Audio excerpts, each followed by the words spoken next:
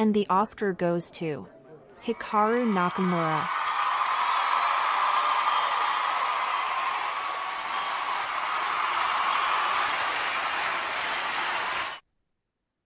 A new speed run is coming soon, but first up, the American Cup Grand Final. I'm Jon Ludwig Hammer together with Maria Emilianova.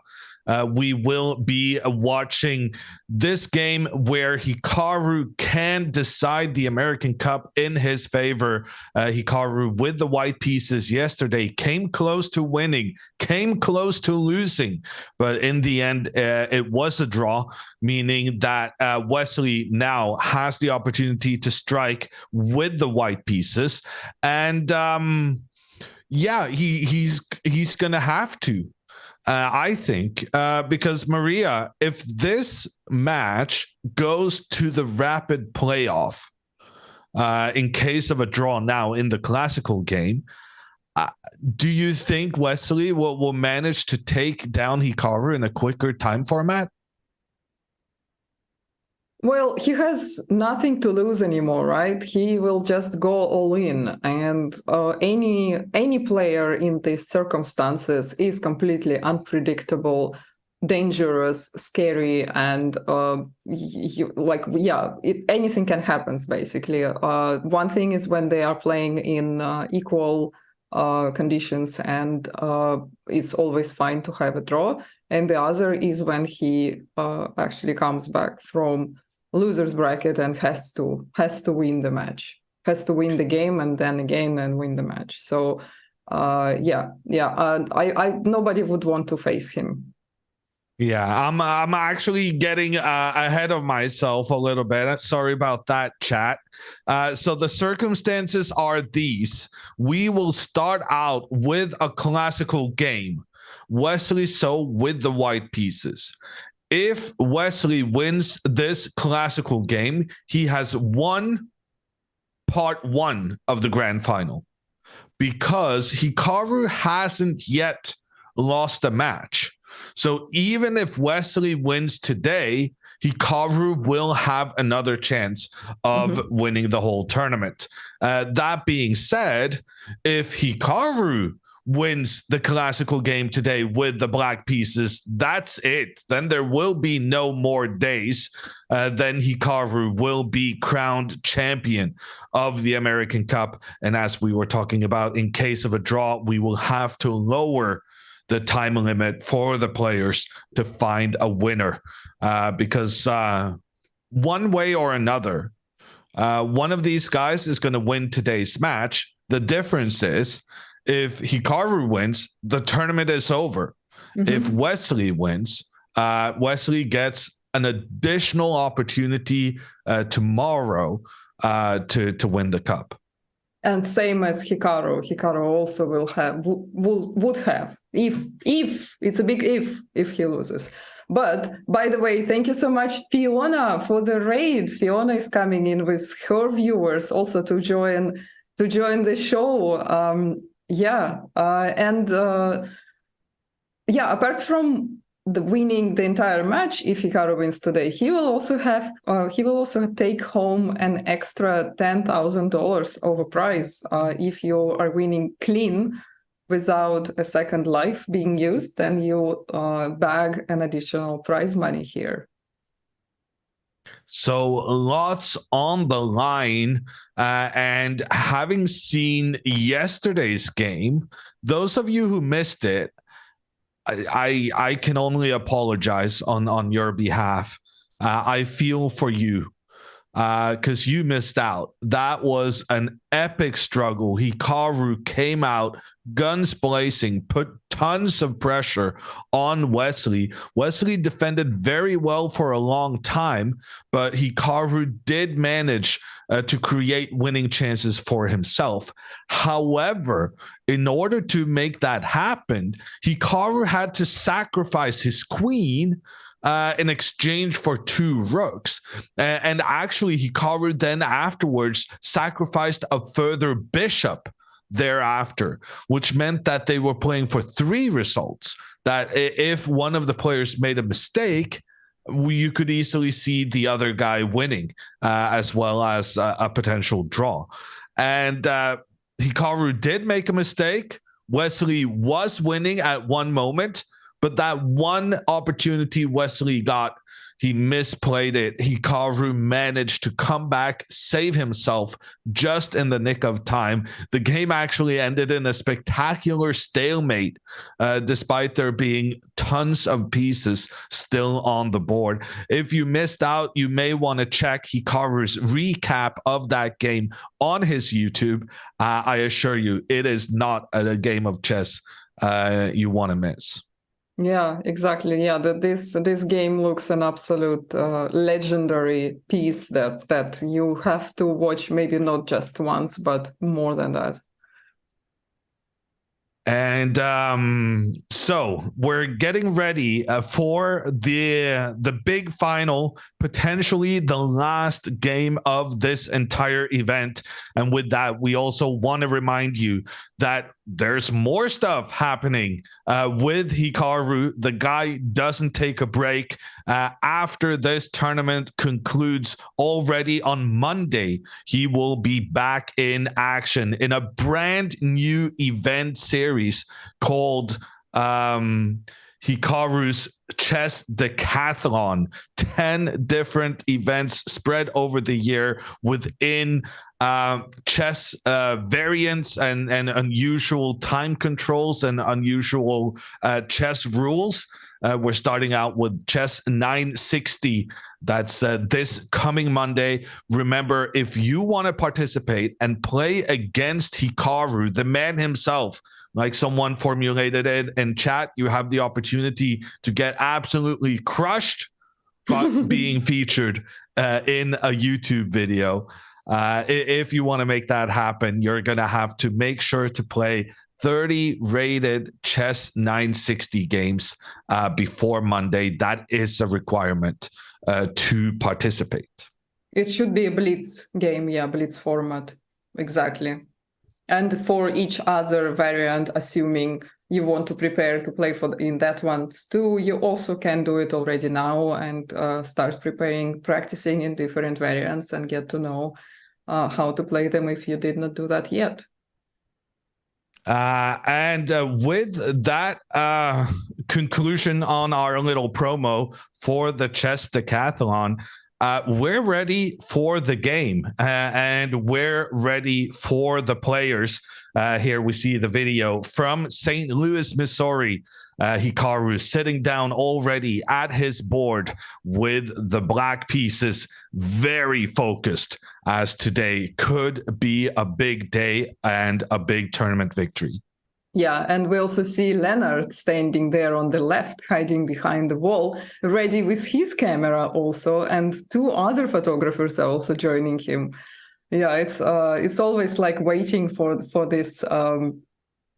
Yeah, it's like a hunting experience. You wait for the best shot and prepare yourself for the best angles. So you need to be there before the players. As I'm sure many of you guys will know, Maria's, one of Maria's many credentials in the world of chess is being one of the premier chess photographers. So when she's talking about photographer Leonard in the background and what he's thinking right now, she is absolutely the expert to know what's going through the photographer's mind. I actually am not sure what's going on through the other photographer's mind, because now he was doing some really weird head movements. I was talking about Leonard more, but yeah, thank you for giving me that credit. Yeah. And people in chat are asking, what camera do you use? I use actually the same camera as Leonard has. It's Sony Alpha 7 Mark III 7R. To me, that's just a lot of numbers and words put together, but I'm sure to the experts, it makes just as much sense to them as me talking about chess moves at quick pace. Let's go somewhere where we are on the same page, or at least I try to catch up with your wonderful knowledge of chess. And the first move is D4. by Yeah, Wesley. The queen pawn opening from Wesley. This is and the knight same. f6. The same first move Wesley played in their previous match. This is a double elimination tournament, and Wesley was the Hikaru's opponent in the winner bracket final earlier in the tournament. So this is a revenge pairing of sorts, and so far we're following the same moves that was played the first time these guys were up against each other in a classical game. Pawn d4 from Wesley. Hikaru goes with the knight. Wesley 2 pawns up, tries to take control here in the center of the board. Hikaru opens up for his bishop to enter the game. A knight out from Wesley, still same thing that happened the last time. And Hikaru, he just continues repeating the very same moves as long as Wesley is. The reasoning being that Hikaru did manage a draw in that previous game, and a draw with the black pieces is generally considered very good at this level. Wesley, he moved his queen out to give protection to the knight. They're moving quite quickly because all of this has happened. Oh, flipboard, sorry. All of this has happened before. To me, like, the chessboard just looks the same from either side. This is why I struggle with the flipboard concept. I'm glad you guys let me know, though. But so far, it's the same moves as we saw between these two previously. Hikaru, he castled his king. And here, in the previous game, Wesley pushed his pawn 2 steps forward. However, in this game, he's changing his variation, instead using his pawn to immediately challenge Black's bishop. The bishop is traded off in return for control of some nice squares in the center. Hikaru then pushes his pawn up to challenge the white pawn. Wesley is prepared for this, moves his bishop out to attack down towards the black knight, towards the black queen. Hikaru challenges the bishop. There's a trade bishop for knight, and then Wesley moves out his horsey. Very quick moves here from both players. What is your take on what we've seen so far, Maria? Yeah, I think it's very likely that these moves have been already played by them in the past, so they're still in the very familiar territory. The same happened actually in the game that we've seen together in their first final match, game 2, where was it like 18, 19 moves that they were still in the prep, and then Hikaru still had to find pretty accurate defense in the end game, which seemed quite straightforward and easy from an outsider, but still was really full of tricks. And yeah, he had to be really careful, and he did manage to defend it really, really well. And so far, it does seem like Hikaru is within well-known territory. He's playing his moves quickly. As Wesley moved his knight into the game, Hikaru decided to make a trade between these 2 pawns up against each other. I think part of the timing for Hikaru here is about that White still hasn't opened up for the bishop, so White doesn't have the opportunity to recapture this pawn with the bishop, having to move the queen yet again. And now this queen has moved 3 times in the first 10 moves. And actually, after knight c6 by Hikaru, moving his knight out, putting pressure in towards the center, giving some extra control of the e5 square, Wesley moves the queen for a 4th time here. With the queen back to c3, taking control of those very same squares that the black knight was trying to influence. Yeah, exactly. And don't learn much from Wesley here. Don't repeat this at home, as I say. Don't move your queen so many times in the opening unless you really, really have to, and unless you really know what you're doing. You need to develop other pieces, and currently Hikaru is ahead in development. Hikaru, his trying to take control of the e5 with his horse and Wesley's trying to control that square with the queen, that was not accidental. And we see that with the further moves being made. Rook to e8 from Hikaru, it's starting to become very clear that he is obsessed with this e5 square. Why so? Well, because he wants to push his pawn forward there. Why is that so important for Hikaru? Let's talk to Mr. Bishop and see what the bishop has to say about this move. The bishop would love to get into the game to the g4 square, but right now the pawn on e6 is blocking the bishop's path. So Hikaru is trying to push this pawn forward so that the bishop can get into the game. Oh, by the way, thank you so much, Main Card, for gifting in total already 12 subs to the community. Really appreciate that support. And thank you, Main Card. Guys, say thank you in the chat who got the sub. Yeah, and actually we can refer to the database and see very quickly that Hikaru is not playing this for the first time. And furthermore, there is actually one game that he played up until this moment against one of my wonderful commentators as well, co-commentators as well, Benjamin Bock. Last year, Hikaru played the game against him in this exact line. With rook e8. Yes. And so Wesley responded to that move with rook to d1. Was that Benjamin Bock's move as well? Yes, exactly. And then e5 was played as well. So we're actually following a game Hikaru has played in the past. That explains why he's going so quickly. Wesley, so when these two pawns are challenging each other, Wesley decides to push his pawn forward, sees the opportunity to force the black knight to move back. And back the knight goes. This is actually a pawn sacrifice from Hikaru. If Wesley wants to, he can now use his queen to capture the pawn on c7. But judging by the speed Hikaru has played, he's completely comfortable. It is definitely not a blunder, and it's intentional, and it's probably a bad move. Probably a bad move to capture with the queen because it allows the black pieces to be developed with force. The white pieces still on their starting squares, while the black rook is getting ready to start an attack on white's queen.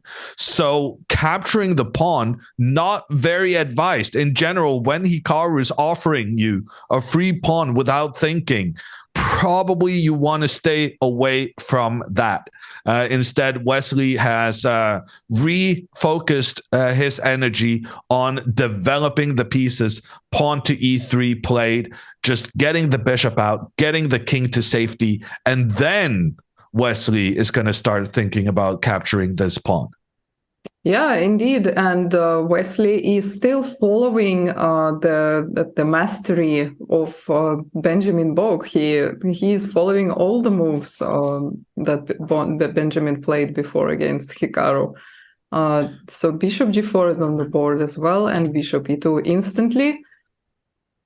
So the bishop coming up to attack against the white knight, against the white rook. It forces Wesley to make a defensive move with his bishop, protecting the knight, but at the same time also getting ready to castle the king. In this match against Benjamin Bock, what did Hikaru play then? Knight d7 was played. Knight d7. So now the big question is, will Hikaru continue playing in the same fashion he has done previously, or does he have an even better move ready for this game?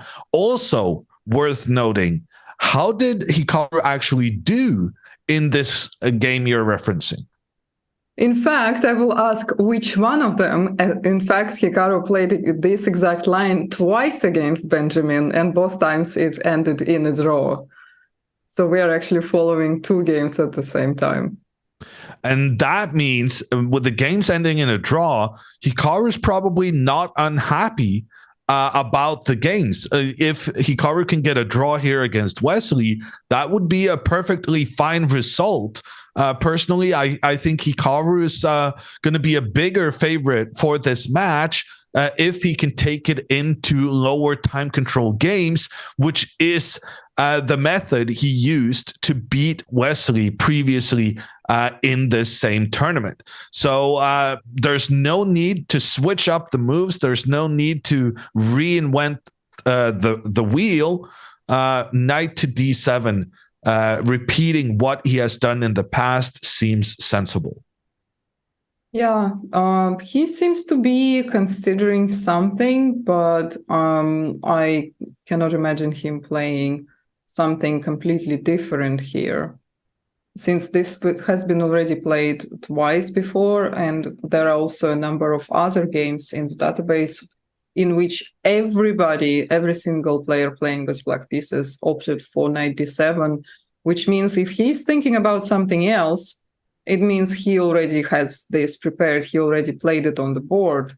Could he be trying to remember if this is the move, or is there some other move that he can play here?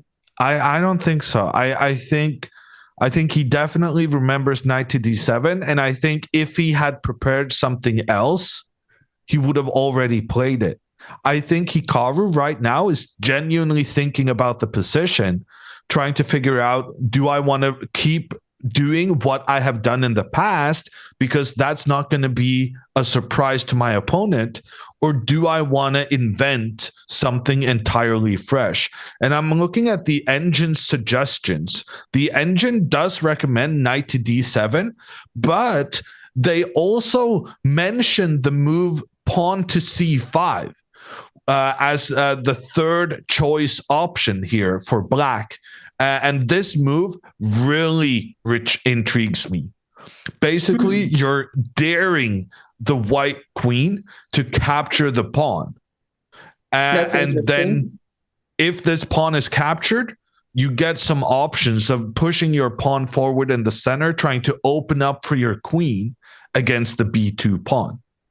But if white chooses not to capture this pawn and maybe instead challenge the black bishop, then black has the opportunity to trade down to a position where the white bishop is on the light squares, and where there's another thing on the light squares here, the pawn on d5.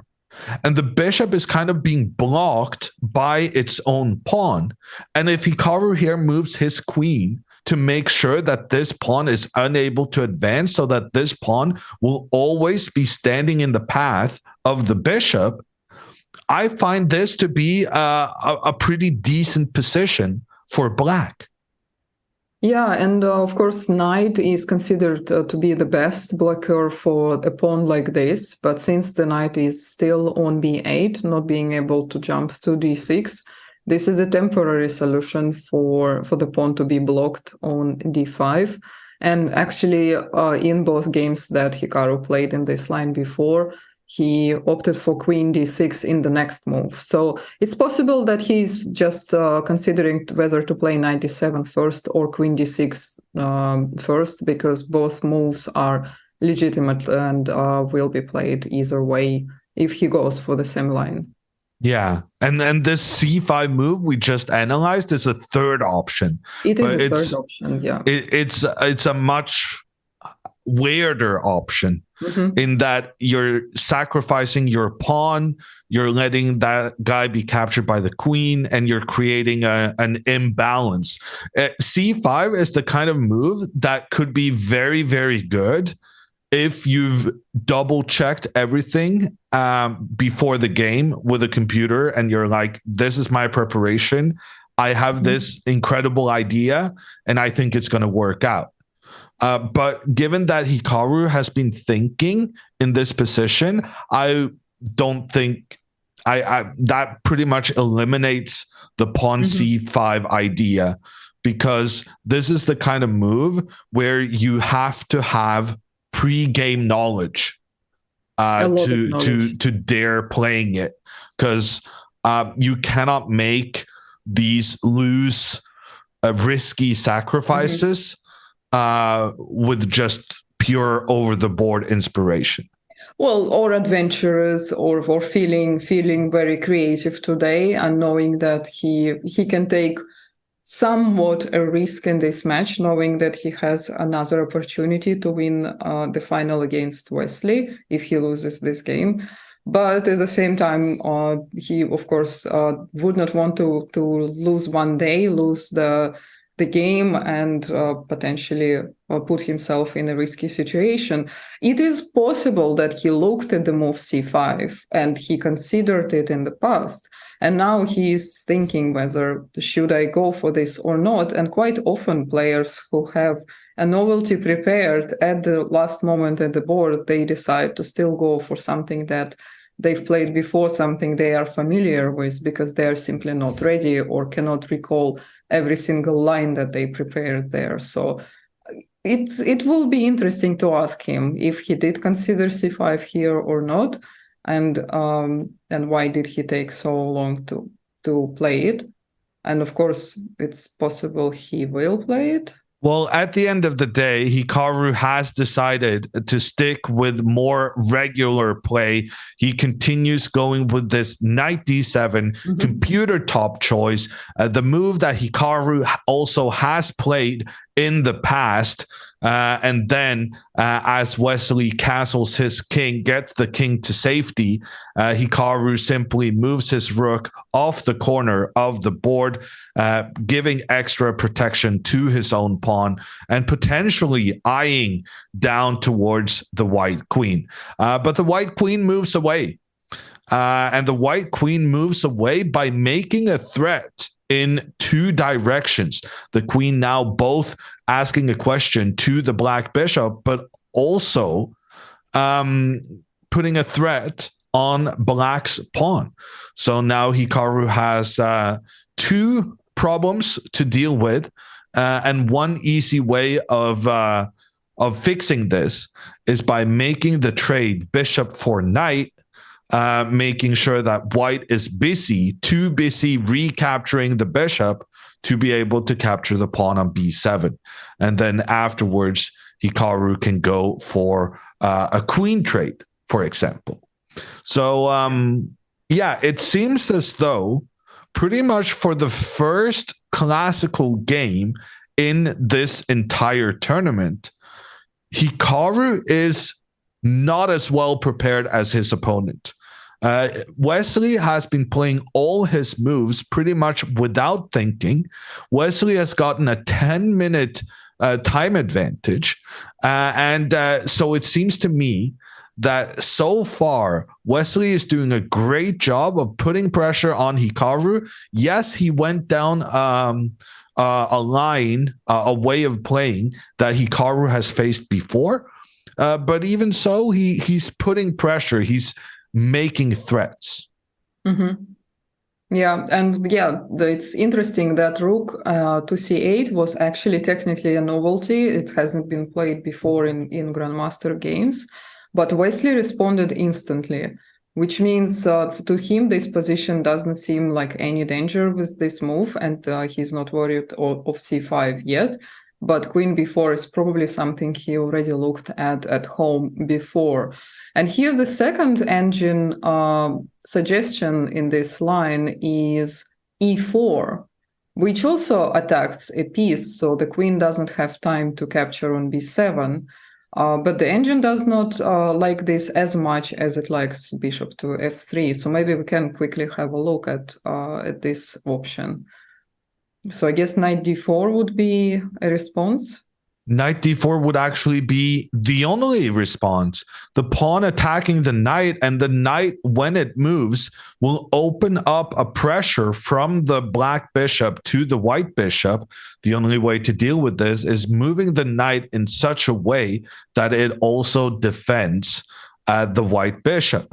That, however, does give Hikaru an opportunity to make a trade and then stop the threat from the queen on black's pawn, most probably with the queen coming over to help out. Yeah, so the difference is with bishop being traded for the knight or for the bishop on e2. And Hikaru goes Hikaru for the takes. bishop trade. So Hikaru, basically Hikaru had the choice here, whether he wanted to play, he needed to get rid of this bishop regardless. But he had a choice of whether he wanted to trade this bishop for the knight or whether he wanted to trade it for the white bishop. And Hikaru actually ends up with the situation giving up his bishop for the knight, getting that situation where black has a knight going up against white's bishop.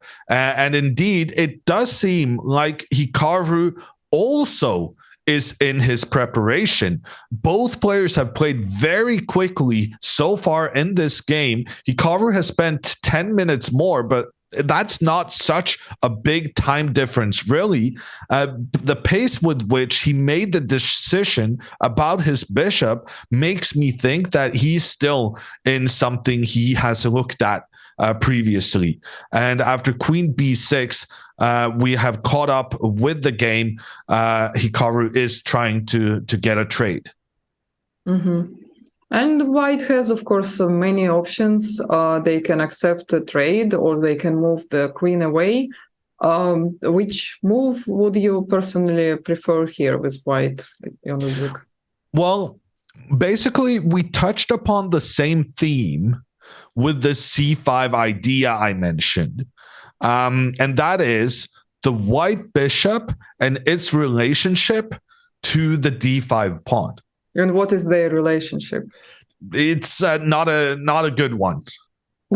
So the d5 pawn is blocking the white bishop, and I don't like that. I think the bishop doesn't really want to be buddies with this pawn. The bishop, if I'm entirely honest with you, would like to hire a hitman and get rid of the pawn. Okay, so conclusion is it's complicated. I would say maybe beyond that, but yeah, the bishop is not happy with the pawn, and this translates to the decision. It actually affects the decision between the queens, because if you want to try and back out from the queen trade, then this white bishop ends up never being able to trade itself for the black knight, because this black knight will go to a square where it's controlling most of the opportunities that this bishop had to move.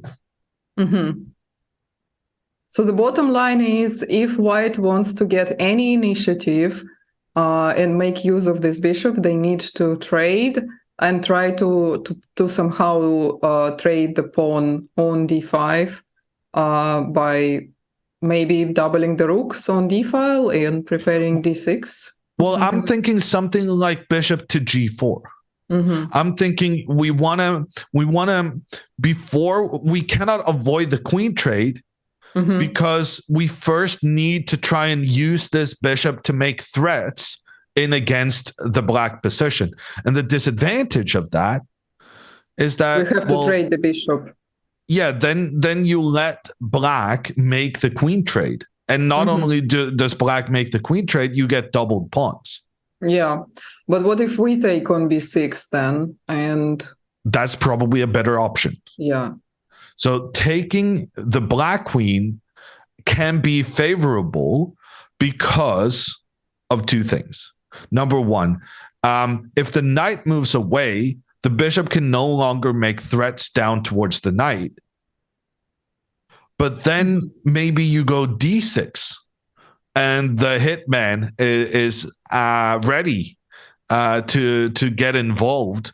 The pawn sacrificing itself to open up for the bishop to get involved. And this actually, I'm not sure this is good for white, but it definitely makes the white bishop much, much happier about the situation. Yeah, the bishop definitely activates a lot, but so does rook on c8. Yeah, so it's a difficult balance. which is more important, the bishop getting a nice life or the black rook getting involved. And if you take back with the pawn, then you allow this bishop to start pointing down on the black pieces. But in general, I gotta say, sorry? I like the idea with bishop g4 a lot. Yeah. No, I think this bishop is generally very unhappy and would be so much happier if it could make some threats or open up and get rid of the d5 pawn. But the problem is... Yeah, sorry. Yeah, the problem is you cannot make that happen and still keep the queens on the board. Because if the queen goes back, the knight goes forward, and you lose any of those opportunities for the bishop to start attacking this. Yeah, this and the queen is also defending b7 now, so d6 sacrifice is also not possible. And that is summarizing why Hikaru went for bishop takes f3 and not e4 and then trade on e2, because he quite rightfully estimated that the knight is stronger than the bishop here. Yeah. And based on everything we looked at so far, I can do nothing but agree with Hikaru. And that kind of also tells me that Hikaru is probably still in his preparation, because when his decisions make so much strategic sense, even though he barely spent any time on it, it tells me he was probably trying to remember rather than trying to figure it out. I think he had already figured it out in his pre-game preparations. The reason he spent some time at the board was just to double check and make sure that he remembered correctly.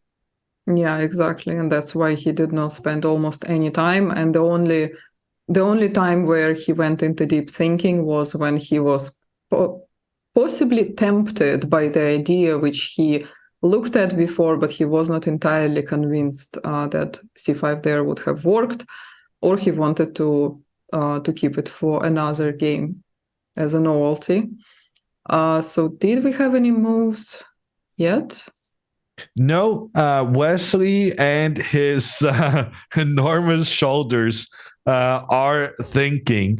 I do think the shoulders are more representative of the camera angle than the chess player's biceps. But, what do I know, chat? Yeah, as a photographer, I can absolutely confirm this. You can have a look at the knight on the right. There is a white knight there. And you can have a look at the same knight on the board, and you will see that the proportions are completely distorted. And that's how it looks. That's what it's called. It's camera lens distortion that kicks in here. So, chat. If you will take a photo of a girl whom you like and you want her to like you back, never take a photo where she will be on the edge of the frame, because she probably is not gonna like you back after she sees that photo. Just a little advice. Very important advice.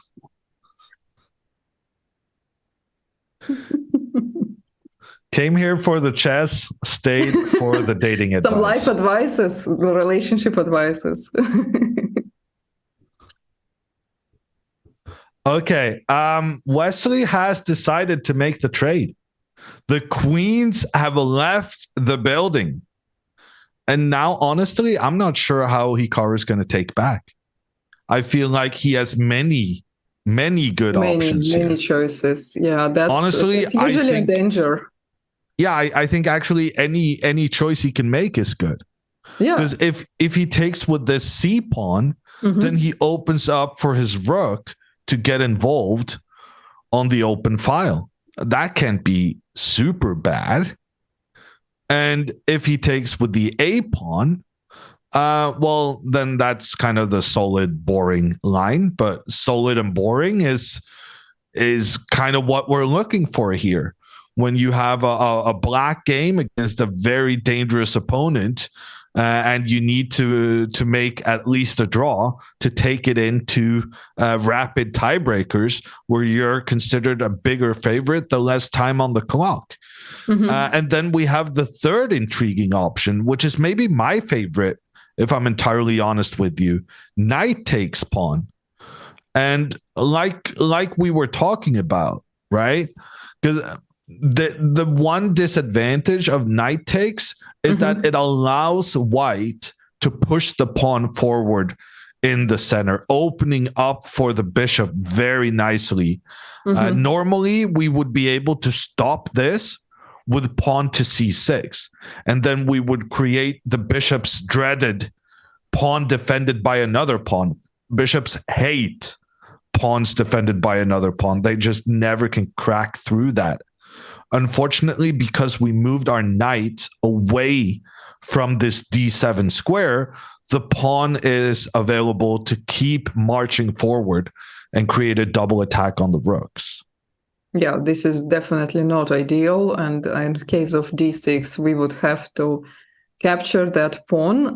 But then the question is whether bishop being activated by taking on b7 is so good with the rook instead getting an activity and jumping to the second rank immediately. And since rooks are stronger pieces, and in this position they are the stronger piece, activating the rook is probably gonna cost Wesley some troubles. So the problem of taking back with the knight in the position we have on the board right now, the problem is that it lets white activate the bishop. But the good thing is that if white tries to activate the bishop, we'll manage to get our rook involved. And I think managing to get the rook involved is going to have to take priority. And as such, it is my favorite move at the moment. Exactly. I think I prefer to take with the knight. Taking with the pawn on c file is probably my second favorite option. Maybe we actually have time for a quick prediction, because Hikaru still looks like he is in doubts and probably cannot decide between two options. But we're going to give you three options. On one hand, yes, but on another, with the pawn from a file taking on b6, he might get into the situation where he cannot get rid of one of them and open the life for his rooks at the same time. Like what do you do after a takes b6? For example, in case of c6, some ideas with c6, because you don't want to play c5. Then you leave both pawns behind, right? I mean, you're asking difficult questions, Maria, but I'm just going to be I'm thinking about future, engine. That's it. I'm just going to be an engine Andy and say that okay, but the engine is saying that taking with the a-pawn is decent. Okay. If the engine said so, all right, I will accept that. But Hikaru doesn't know that. Yeah, I generally agree with you that to a human, it feels like whatever it achieves, it's not entirely obvious. It just limits the options, I think.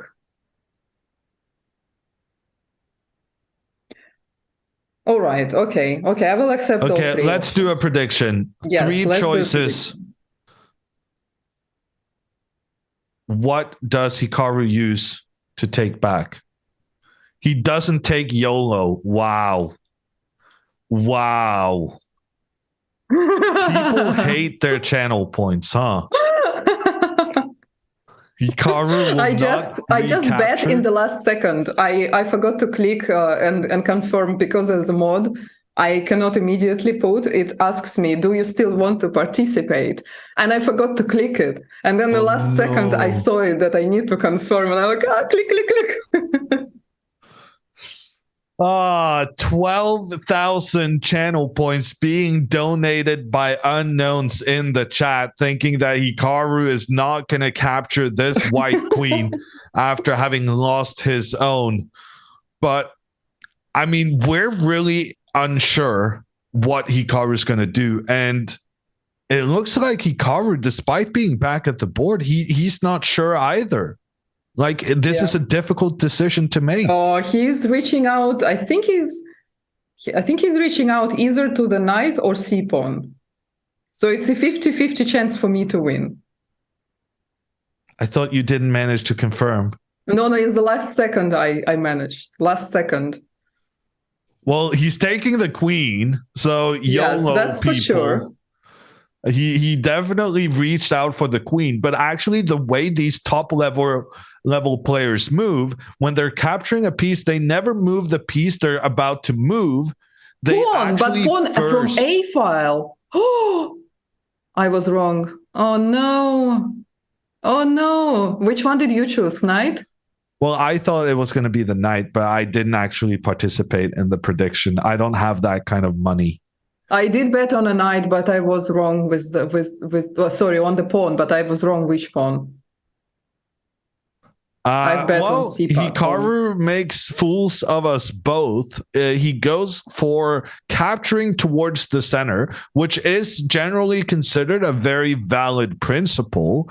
It's just that we were so happy to potentially see the knight getting involved into the game, or if this other pawn captured, we would see the rook moving up in the world. And starting to create threats against the white pawns.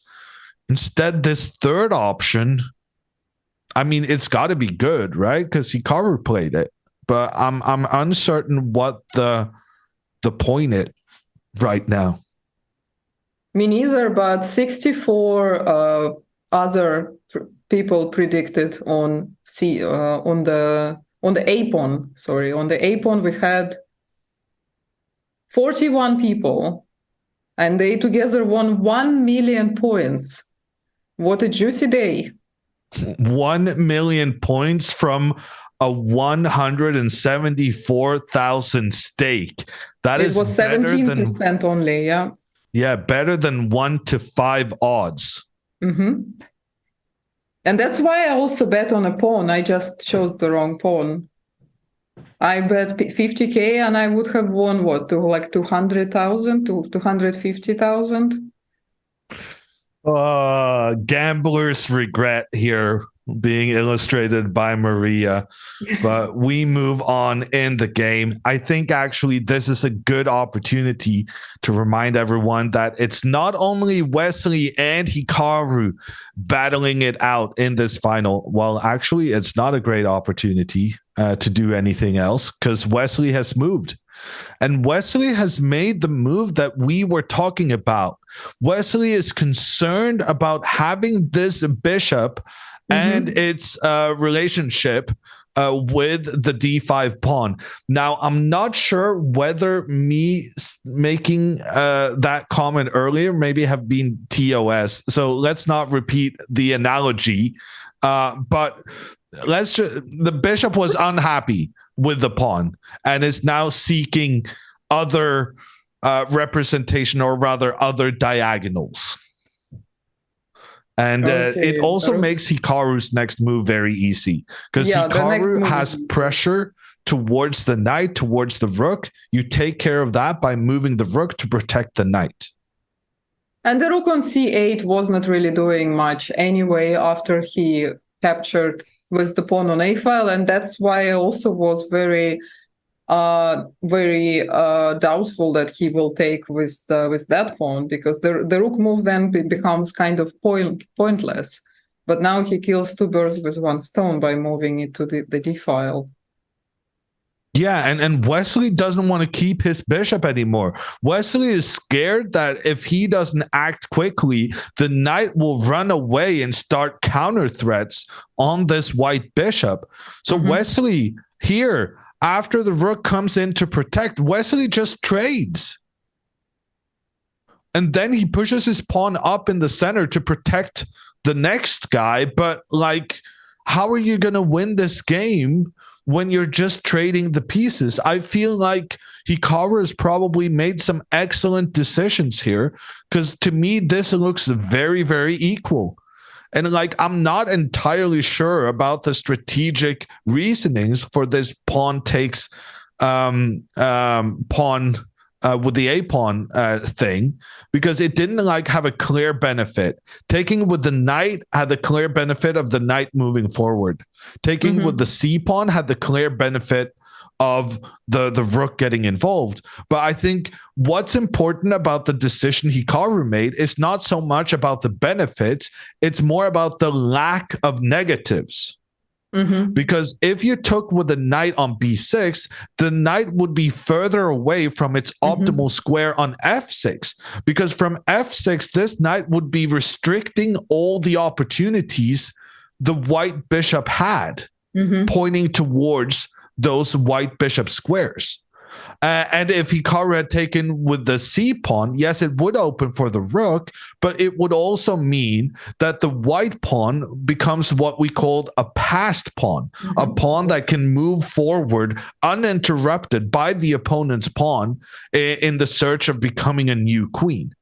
And so a takes b6 didn't really have anything great about it, but it did make sure that Hikaru was threatening moving the knight to the optimal square, which in turn provoked Wesley into making this trade, after which we understand that with 2 rooks each and a couple of pawns, it's highly unlikely that Hikaru is going to be in massive trouble.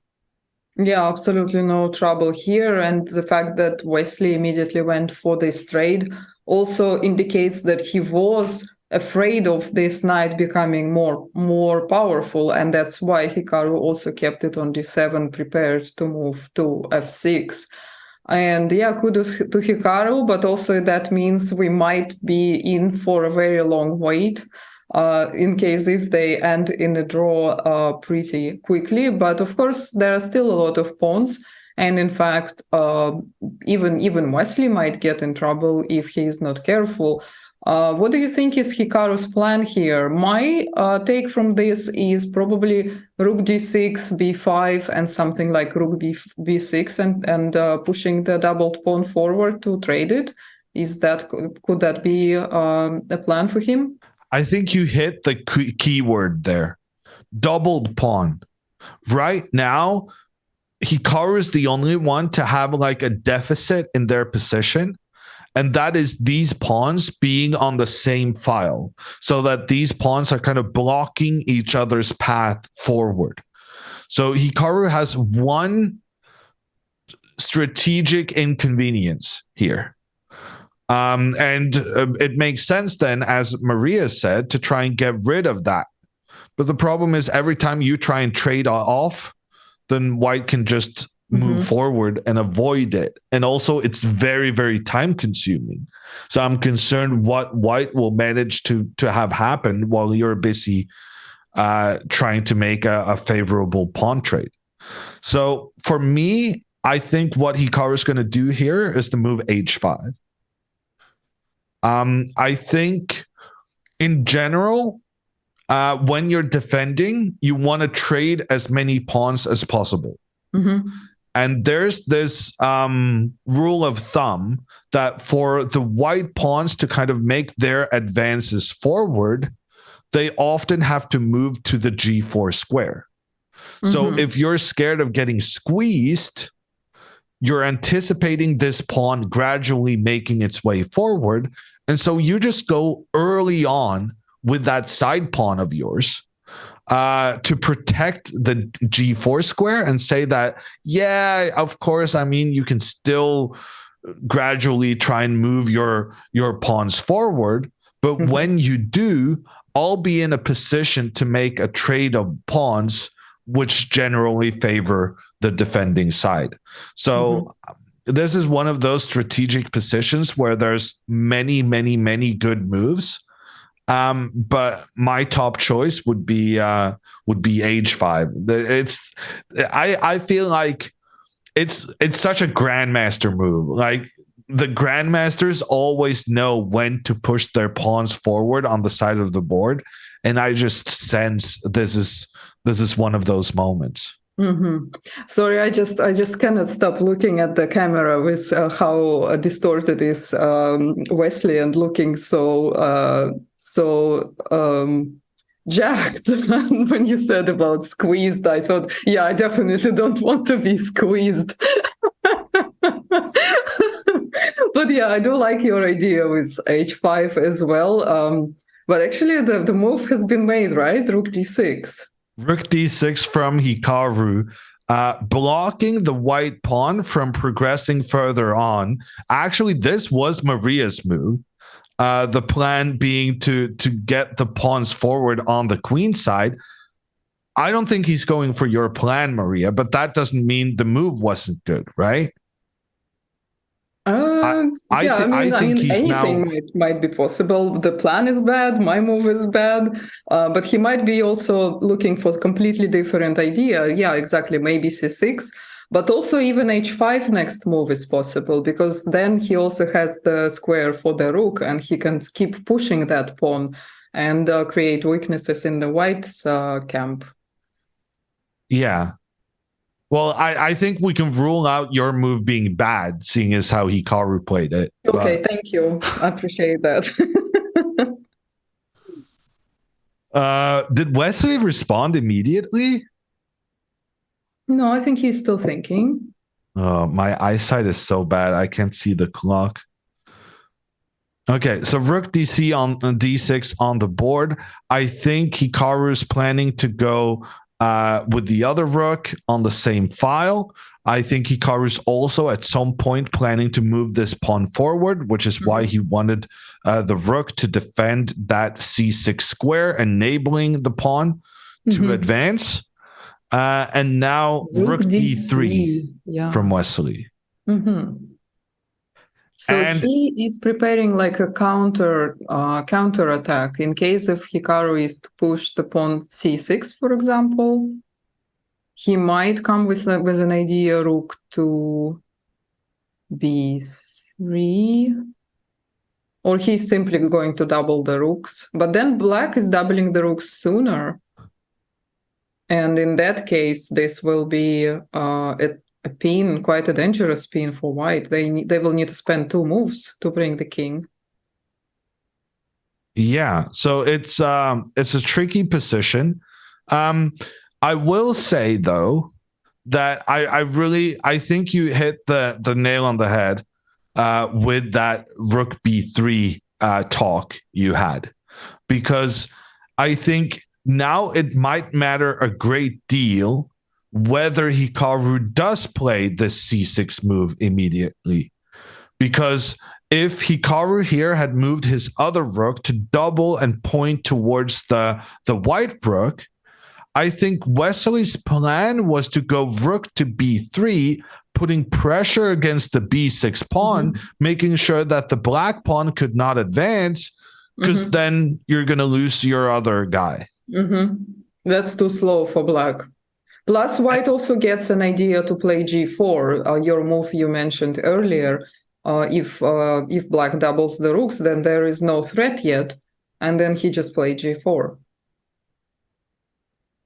And then Hikaru would much rather have had his pawn up along the side of the board to prevent this kingside expansion, basically just making room for the white king to follow suit.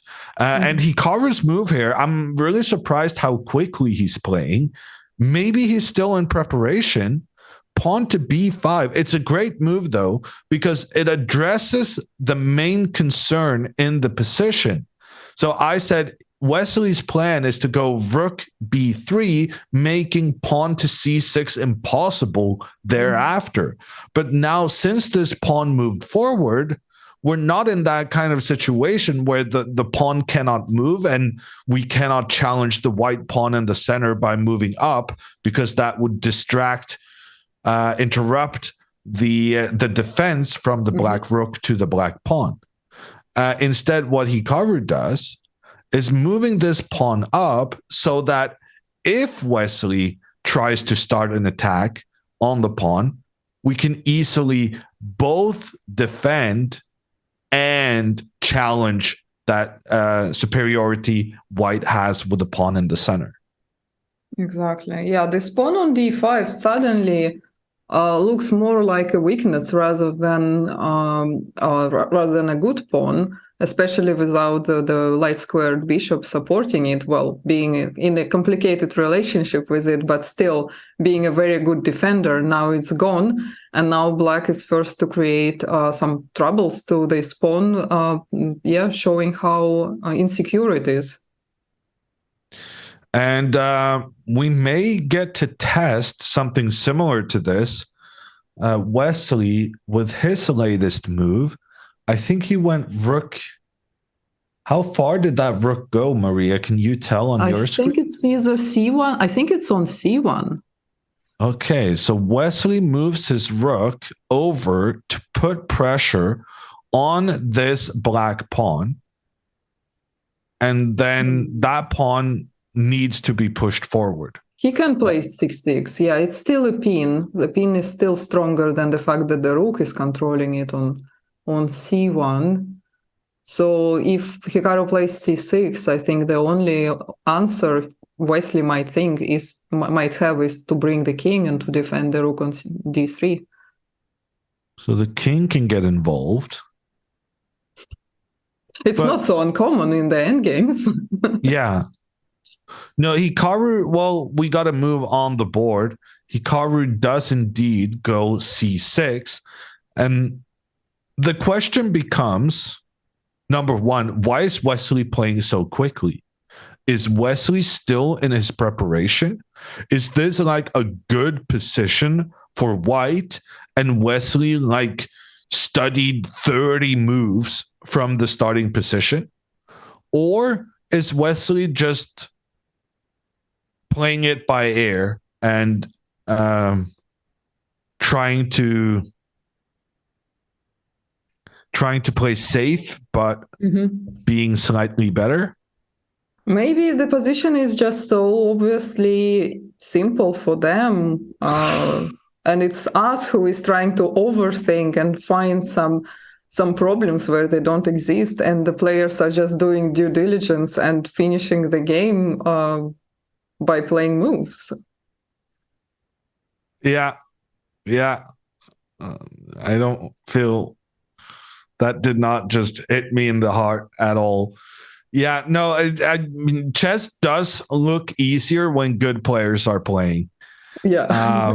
But there was a time in my life I thought I was a good player, and I thought I could tell when something was easy. You are a very good player. I can tell you are not a good player. You are a very good player.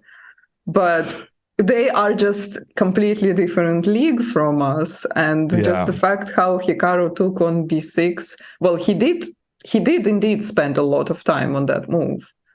But he made a move that both me and you did not predict to happen. Yeah. Even though we have to actually say that usually if you have an exchange of pawns, you usually take with the pawn that moves towards the center. That is a very classical approach. And in most situations, the pawn from A file will take on b6, and so from H will take on g6, so that your pawns are gathering towards the center, which increases the chances of creating passer, of taking control over the center. And I'm sure Levi told that many times in his videos as well, aside from a lot of other things.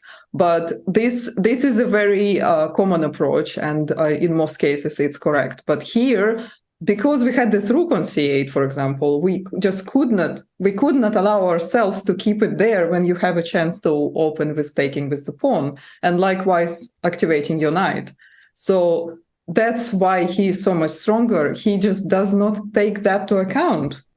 He looks at the position from completely different dimension, and he went for the position which gave him the most solid and the most practical approach. And he made some people in chat rich in the process. That's also their true. predictions. We're having moves coming in, so I'm gonna fast forward back to the position we had on the board. The kings are indeed getting involved. The white king coming from its hiding spot on G1. The black king from its hiding spot on G8. Both of them moving in towards the center. And now the question becomes, how will Hikaru deal with the fact that two of his pawns are on the same file? Because right now Hikaru has this cooperation between his pawns. Okay, never mind.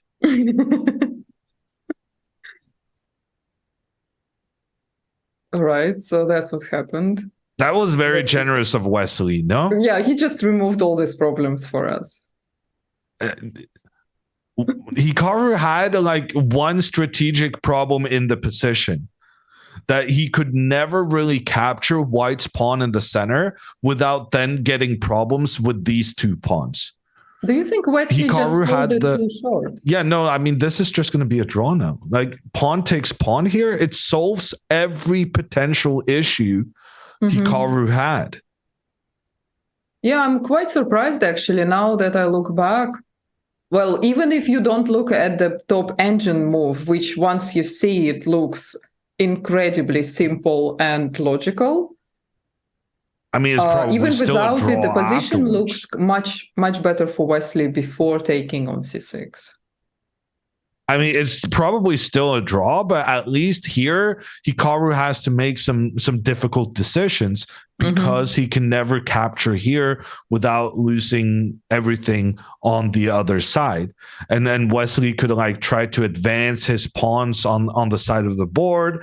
Probably not going to be enough to win the game, but at least try to challenge your opponent. After this move, pawn takes pawn, Wesley eliminates the one big problem Hikaru was having. Hikaru now has these pawns defending each other. And I don't think Wesley's going to be able to create any trouble now. I think Hikaru's going to go for the trade. He's going to have a nice placement for the rook here on the side of the board. He can try and push his pawns forward a little bit. Just right now, Hikaru has one of these two pawns defending each other. Instead, Hikaru could try to go for the three pawns defending each other and then move his rook up to a nice position. Nothing is wrong. Nothing is a problem because these two guys are watching out for each other. We could imagine a similar situation with the black pawn still on the b7 square. That would be much worse. Much worse, because then the pawns would be in trouble and wouldn't protect each other and wouldn't help each other. But now it also opens an extra open file for the white rook, which makes it harder to prevent it from infiltrating to the seventh rank. So yeah, I'm baffled. I'm baffled by this decision from Wesley to allow Hikaru to have the pawns working together optimally. And right now, yeah, this is going to be a draw. Yeah, I tend to agree. This is the draw in its essence. I'm sure the players would have agreed if they could have offered a draw. Because there is a reminder to everyone about the format of this tournament. If this game ends in a draw, then we will be going to a rapid playoff, 10 minutes per player for the entire game instead of the 90 minutes that they started with for the classical portion. They do also get 5 additional seconds per move that's being made. The problem is that playoff is scheduled to start in 3 hours. That's a bit of a problem. We still have another juicy game which we can refer to when this one completely dries up or finishes. There is another exciting final in the women's section where Irina Krush is playing against Alice Lee. And yeah, that's on the board. Well, doesn't look that exciting, does it? It's not a super exciting position, and frankly, it's not the kind of excitement we've been spoiled with watching these two players. In general, both of these players are very enterprising, but Irina, the current number one woman player in the US, she won this game in the match between these two yesterday. So now Irina is happy to play slightly boring to try and secure her victory in the American Cup. And Alice, on the other hand, she needs a win. So she's kind of the one responsible for bringing the action. Mm-hmm. But it seems like Alice hasn't really been able to create those fireworks we've seen her contribute to previous matches. It seems like there's been a trade of both bishops, and that the black pieces just have found good, nice placements, especially this one in the center of the board. And to my eyes right now, it looks as though Irina has this very much under control, and that Irina is right now the big favorite to win the event. Yeah, for sure. And it's, of course, a shame because we saw how Alice was very close to winning one of the games where in the Rook endgame, she had fantastic chances to win against Irina in the first match, but of course, the one who plays perfectly until the end wins, and the one who makes the penultimate mistake, not the last mistake. But here, of course, it's still not yet decided, and we currently can see that Alice is using more time trying to find complications and trying to find any ways to fight for the win. But Irina is so experienced; she went exactly for the right opening to stop any initiative and to play solidly here as she should. Why to go into any troubles, any risks if you only need a draw to win the match? But yeah, the schedule is indeed maybe not the most ideal I've ever seen at the chess tournaments. And yeah, we might be looking into quite a long break here. Well, before that, I need to flip the board again. Before that, we will have some more trades in Hikaru's game. And just as we step back to that main feature of our broadcast, Hikaru makes the decision to trade the rooks. And Wesley not going to spend a lot of time when he returns to the board. Wesley going to take back with his rook. And then we're going to see Hikaru play. Yeah, I'm going to say Hikaru plays this H5 move. I was going on about it earlier, so now it's kind of a matter close to my heart that he will create this advance, taking some space on the left side of the board, but just as importantly, also trying to get this row of pawns protecting each other. That's going to be part of the plan.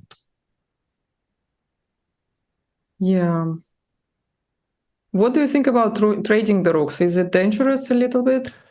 Well, Hikaru's not going to do it, because if Hikaru wanted to trade the rooks, he would have gone rook here, and then all of the rooks would have been traded on the d6 square. Mm-hmm. Like, Hikaru would never allow this rook trade and then offer another rook trade in a situation where his king is much worse placed than it could have been if he was moving forward. So, yeah, I don't see the rook trade happening here. I think Hikaru's already decided against it. Instead, we see him. What's the move? Rook A8? Uh-huh. I think Rook A8 is what Hikaru played. Trying to get this rook to an optimal position on A4, where it's kind of pointed in towards white's pawns in two directions.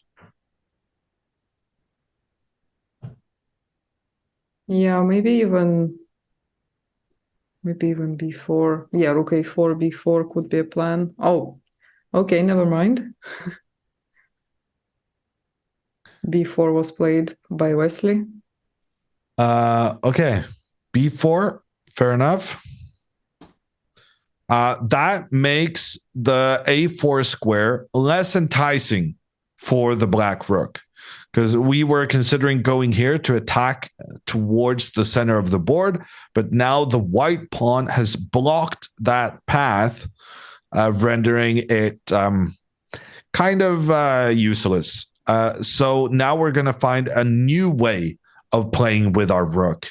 And actually, for those of you suggesting rook d8 earlier, I was not such a fan last move, but I'm a bigger fan this move. And let me try to explain why.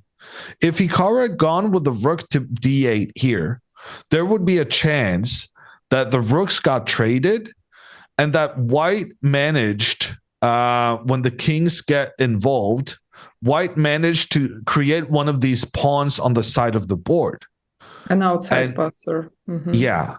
And so because this white pawn can be used as a distraction, like the black king will move to take this pawn, but the white king will then be closer to the rest of the pawns, gobbling up many in a row afterwards. That's why we say it's such an advantage to have the outside passed pawn, because that pawn can be used as a distraction, making your opponent's king go offside on the wrong side.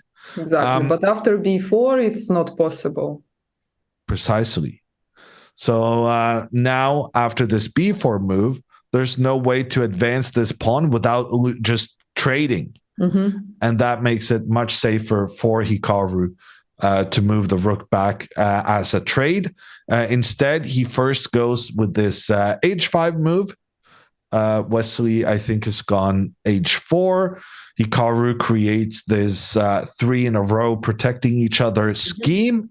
Wesley pawn one step forward, and now I'm expecting to see a rook trade in the center. Yeah, it's possible he will play rook d8. There are also other possibilities like rook c8, maybe with the idea c5. In general, I would be a bit cautious about pushing the pawn forward, because there are some potential of the white rook managing to get in a good position and making some threats towards the black pawns. But yeah, pretty much this game, if I'm entirely honest with you guys, this game stopped being interesting when Wesley made this trade, because there was one big disadvantage to Hikaru's position, having these two pawns, the doubled pawns that kind of cannot advance because they're always blocking each other. Once Wesley traded these off, the game was going to be a draw. The question was just how. Yeah, indeed. Well, it was good news for Hikaru, of course, to get rid of the last weakness in his position. But yeah, the summary of what Hammer just said about c5 is that black has still some chances to create holes in the position, to create weaknesses. So you cannot really push any pawn without much consideration. You have to be really careful here. But yeah, we can see some king moves. White cannot really find any ways of progressing here without black pushing some pawn forward. Hikaru moves his pawns, all the pawns protecting each other nicely, both players moving their king up. Wesley can't really do anything with his rook because the rook needs to protect the pawn on a3. This pawn was being attacked by the black rook. Now with the rook moving to the side, Hikaru can move the king over to defend. Wesley gives a check on the king. The king moves back. The rook moves over, attacks the pawn. King moves over. Rook another time gives a check on the king. The players are going back and forth. Now they're calling on the arbiter for the arbiter to accept that the position has been made 3 times. When we have the same position 3 times, it's handshake. Game over. Draw agreed. Neither player making progress in this end game, and they're going to rapid play tie breaks. 10 minutes for each player, with an additional 5 seconds on the clock. That is going to be an epic struggle, something you will not want to miss, because we have seen previously in matches between these two that when the time gets low, the aggression gets so much higher. And we just seen Hikaru himself stopping by in the channel. We have to thank him for not doing that before and saying that he is the most terrible player and he will have to go, what was it, for dinner to sink his sorrows. No, he said that looks like a very exciting game. But yeah, now we will have in the open section we have a break until the rapid portion, until the play off. While the ladies, well, you saw in the video that they were just told off, I think, by someone to keep it down and to move to discuss the game somewhere else, because the games are played in the same hall. So now we can move over to Alice Lee and Arena Crush, where Alice is in a must-win situation against Arena, trying to come back in the classical game. And right now, it's not looking good for Alice. Must-win situations are difficult, but the most important thing about those is that you got to be aggressive. You got to put pressure on the opponent, and you definitely don't want some boring technical position with maneuvering. And unfortunately for Alice, it is the case of this last one, where Arena Crush has managed to find herself in a position where her pieces are working together well. She's got a knight in the center, well placed. She's got cooperation between the pawns, protecting each other up the board. Yes, white has a very nicely placed knight in the center, but so does black. So there's limits to how much advantage you can get from that. This game, though, is going to last for quite some time longer as Alice tries to fight her way back into the match. But before we lose everyone, I do want to repeat that Hikaru and Wesley are not done for the day. I saw some questions in chat. Will they be continuing today? The answer is yes. The next, the exciting rapid tiebreak to decide whether or not Hikaru wins this American Cup today, that will start in about 2.5 hours. So you want to stay tuned for that big struggle. Yeah, indeed, it's quite a unusual, let's say, schedule. Usually any playoff is scheduled maybe 15 minutes, maximum half an hour after the last game is done, and especially that it's only one match in the cup that is left. But for some reason, yeah, it's scheduled like this, and regardless of how the games finish, at what time, it's always going to be happening at the same time. So for us, it's almost 3 hours. For Hikaru, it's quite a lot of time to prepare and warm up for the faster time control, because they will play 2 rapid games and then 2 blitz games, if they need to. And in the meantime, we're going to be following this game between Alice Lee and Irina Crush. We may also play some highlights, some Hikaru rerun highlights as we wait for the big matchup. In this game we're watching here, what kind of plan, Maria, can you kind of feel?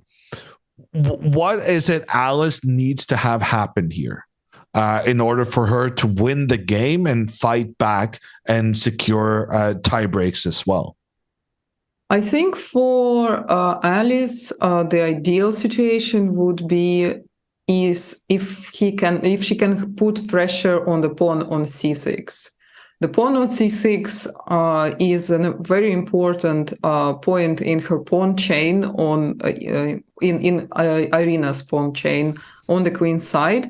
And if Alice were to put pressure on this pawn, then d5 pawn also will become a weakness. And that's why Irina was cleverly early enough to play a5 to prevent any ideas with a4, b4, b5. So at the moment for Alice, she could still try a3 and b4 and try to trade the pawn on a5.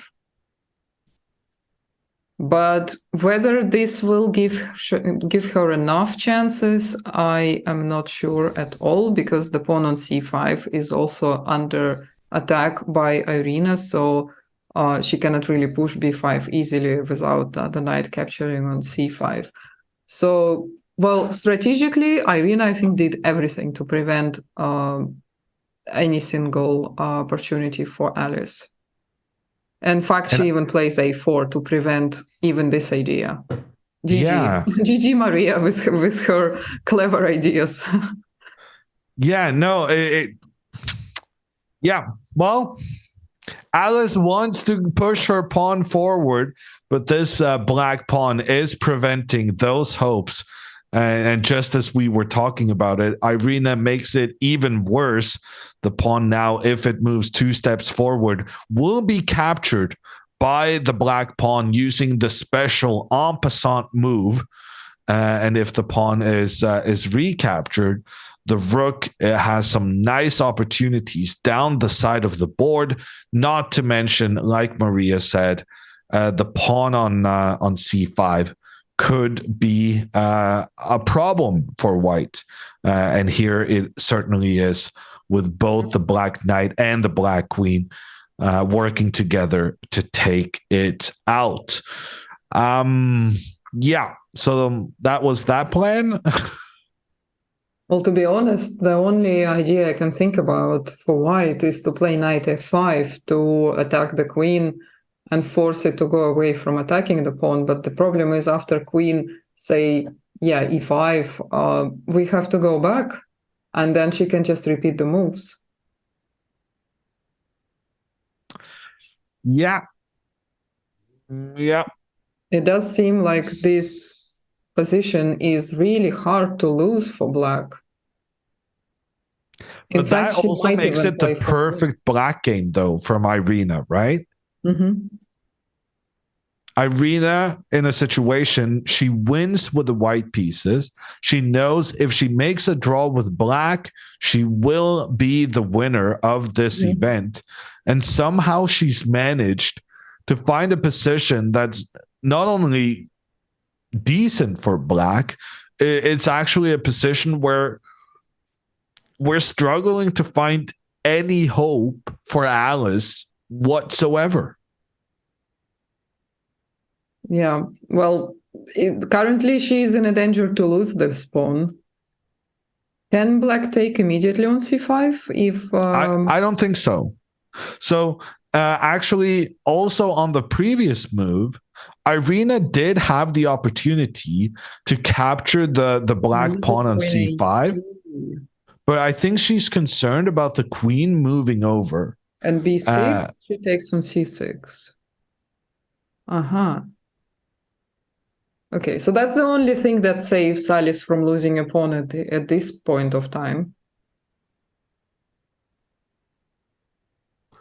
So yeah, that's why Irina avoided this thing, but that doesn't mean she's not going to be able to play that same plan later on. So for instance, after this A4 move, if Alice is just trying to improve the positioning of her rooks, move the rooks over to the right left side of the board, then all it takes is Irina using her rook to protect the queen. Then she'll be able to take the white pawn. Because after queen a3, yeah, you're attacking the knight. Yeah, you're pointing down on the queen. But earlier, the big problem was that the knight couldn't move without the queen being captured. And here, the queen will be captured, but we recaptured. So it's not an issue anymore. Yeah. Yeah, indeed. So here, the question is, what can Alice do in the next two moves before Irina manages to defend her queen?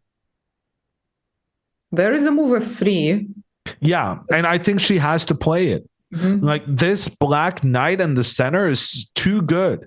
It needs to be pushed away.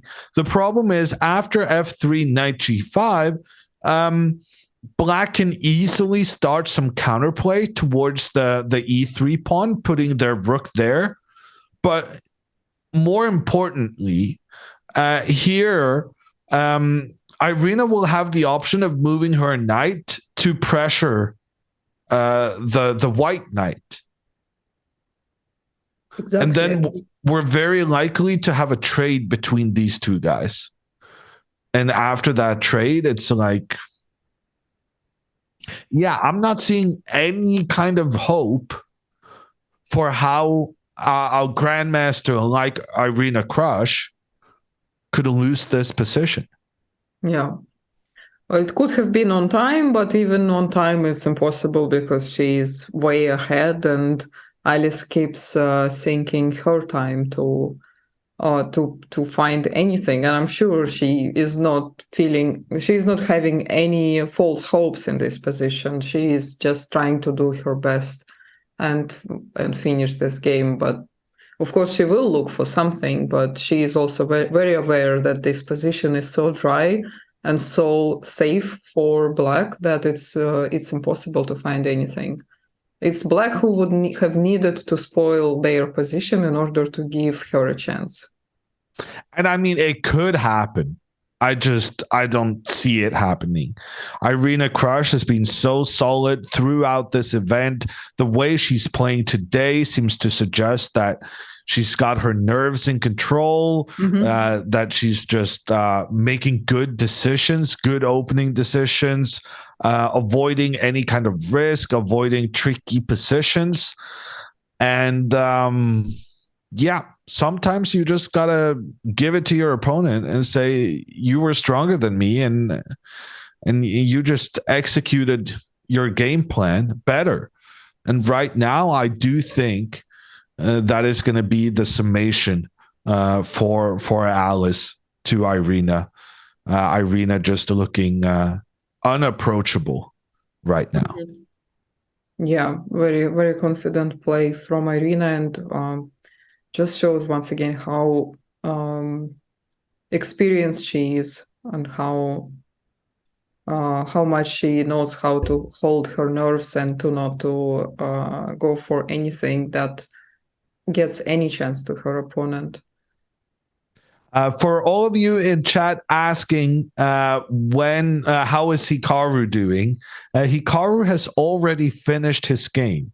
He had what we thought was going to be a difficult black game after a very tricky white game yesterday, but it seems like the amount of action yesterday left Wesley So somewhat tired. Wesley decided to play it very safe and go for a draw. And the result of that is that we're going to have very exciting playoffs with the lower time control. Hikaru and Wesley going down to 10 minutes on the clock with an additional 5 seconds per move they make. And what we experienced the last time they went to playoffs in this tournament is that as the time grew shorter, the excitement increased massively because they were much more willing to take big risks in the opening. So I think this finale is going to be fantastic with the rapid playoff. Unfortunately, that playoff is not going to start for another 2.5 hours. So we are watching the 13-year-old phenom, Alice Lee, an up-and-coming potential. Well, it's very likely Alice is going to become a grandmaster. It's very likely Alice is going to become the number one female player in the US. But right now, there's a veteran in what I'm not sure you can call. I'm not sure Irina is old enough to be called a veteran. But the fact of the matter is, in this matchup, she certainly is. And she's certainly in a position of a mentor. Yeah. Yeah, and Irina Krush has been the number one female player in the US for a very, very long time. And she doesn't want to give up that title just yet. She still thinks there's a thing or two to teach these up-and-coming prodigies. And right now, it does seem like Irina is giving Alice a lesson in positional strategic maneuvering play. Because Irina managed to win yesterday and is doing very well with the black pieces here to secure herself the win in this American Cup. So that will be our main area of focus.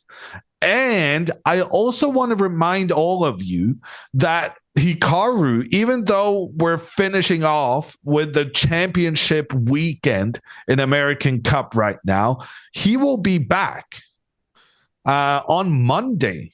No breaks for the wicked. Hikaru is back on Monday with a special event, a completely new event on the chess scene. It's the Hikaru's Chess Decathlon. 10 different forms of playing, variants of playing chess. Some quick, some less quick, some fast, some pub quiz, some duck chess, some king of the hill chess. Very many different exciting ways of having fun with chess. And the first one is starting on Monday. And if you want to participate, you can do that. You get the chance of potentially going up against Hikaru himself. There's prizes, and the only requirement is that you play 30 rated chess 960 games on chess.com before the event starts. That is a requirement. So make sure if you want to play that you have those requirements in place. And if you do, you can be a part. Will you play Hammer? I really want to, but I may have another engagement at that time. I'm trying to get it canceled, if I'm honest with you. It does seem very, very tempting to play. I actually might play, especially that there is no increment in the Blitz portion of 960. It's 5+1. It's my favorite format. I grew up on this format, and I'm not so used to play with increment, to be honest. But 5++0 seems like really fun for 960. You don't need to prepare any openings. The pieces are randomly, the starting position is randomly picked right before the game. You don't know how the pieces will be placed. So you need to figure it out at the board, and it creates a very creative thinking. Wait a second. Irina just took on c5. What?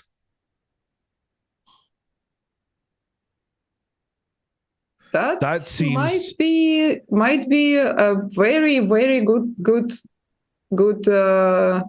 news for Alice. Knight takes c5 is not my first choice in this position for reasons we talked about earlier.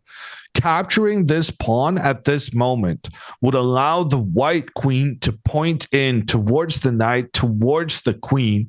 The knight cannot move without the queen being lost. So the only way here to rescue the knight, having that pressure from the rook and from the queen, is moving the pawn forward.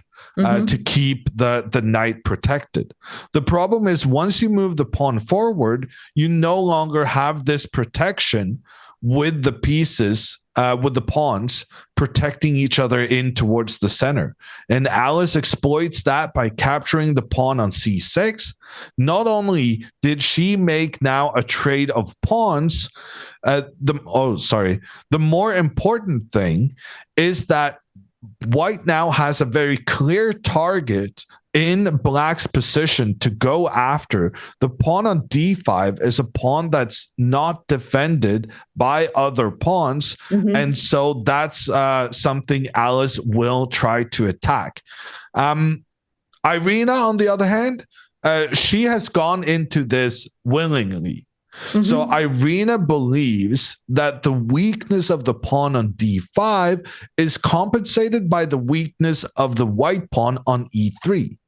Irina will basically just point everything she has against this white pawn, making pretty much the same argument Alice is making, that because there's no pawn able to defend you, given that this guy moved forward, that's going to be a weakness, and that's going to be something I can direct my energy towards.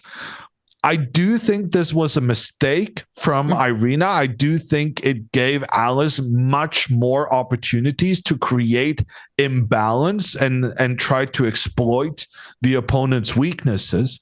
But we're going to find out more about how this game develops after we take a little break. Yeah, see you soon. And the Oscar goes to Hikaru Nakamura.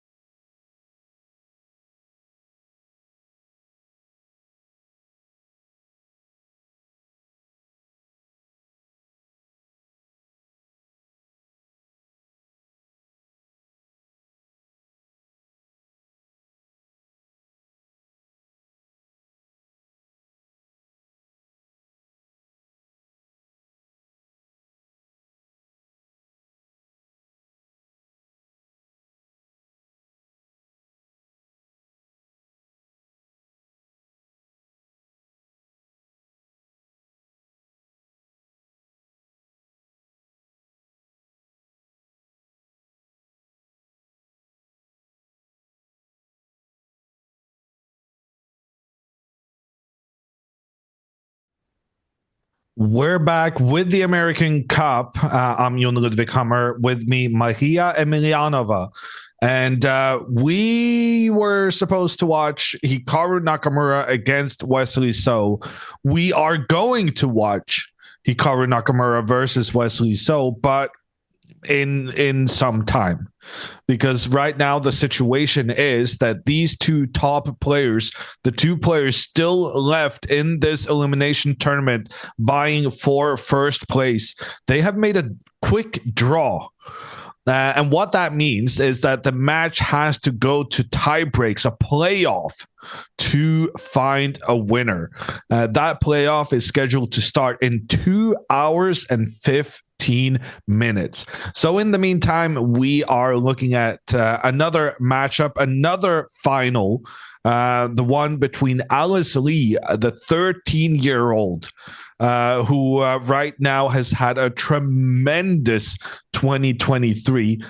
She's going for that number one spot among the U.S. women, but there's one player who wants to stop that from happening, and it is the current number one player among the U.S. women. It's Irina Krush, and Irina Krush managed to win the game yesterday, which means if Irina can make a draw with the black pieces here, she will be the American Cup champion, and she will, for the moment, stop Alice Lee's advances towards that number one spot. Yeah, for sure. Irina, do you remember, did she win the US Championship 7 times so far? I don't know the exact number, but it's quite a number. It's more than one.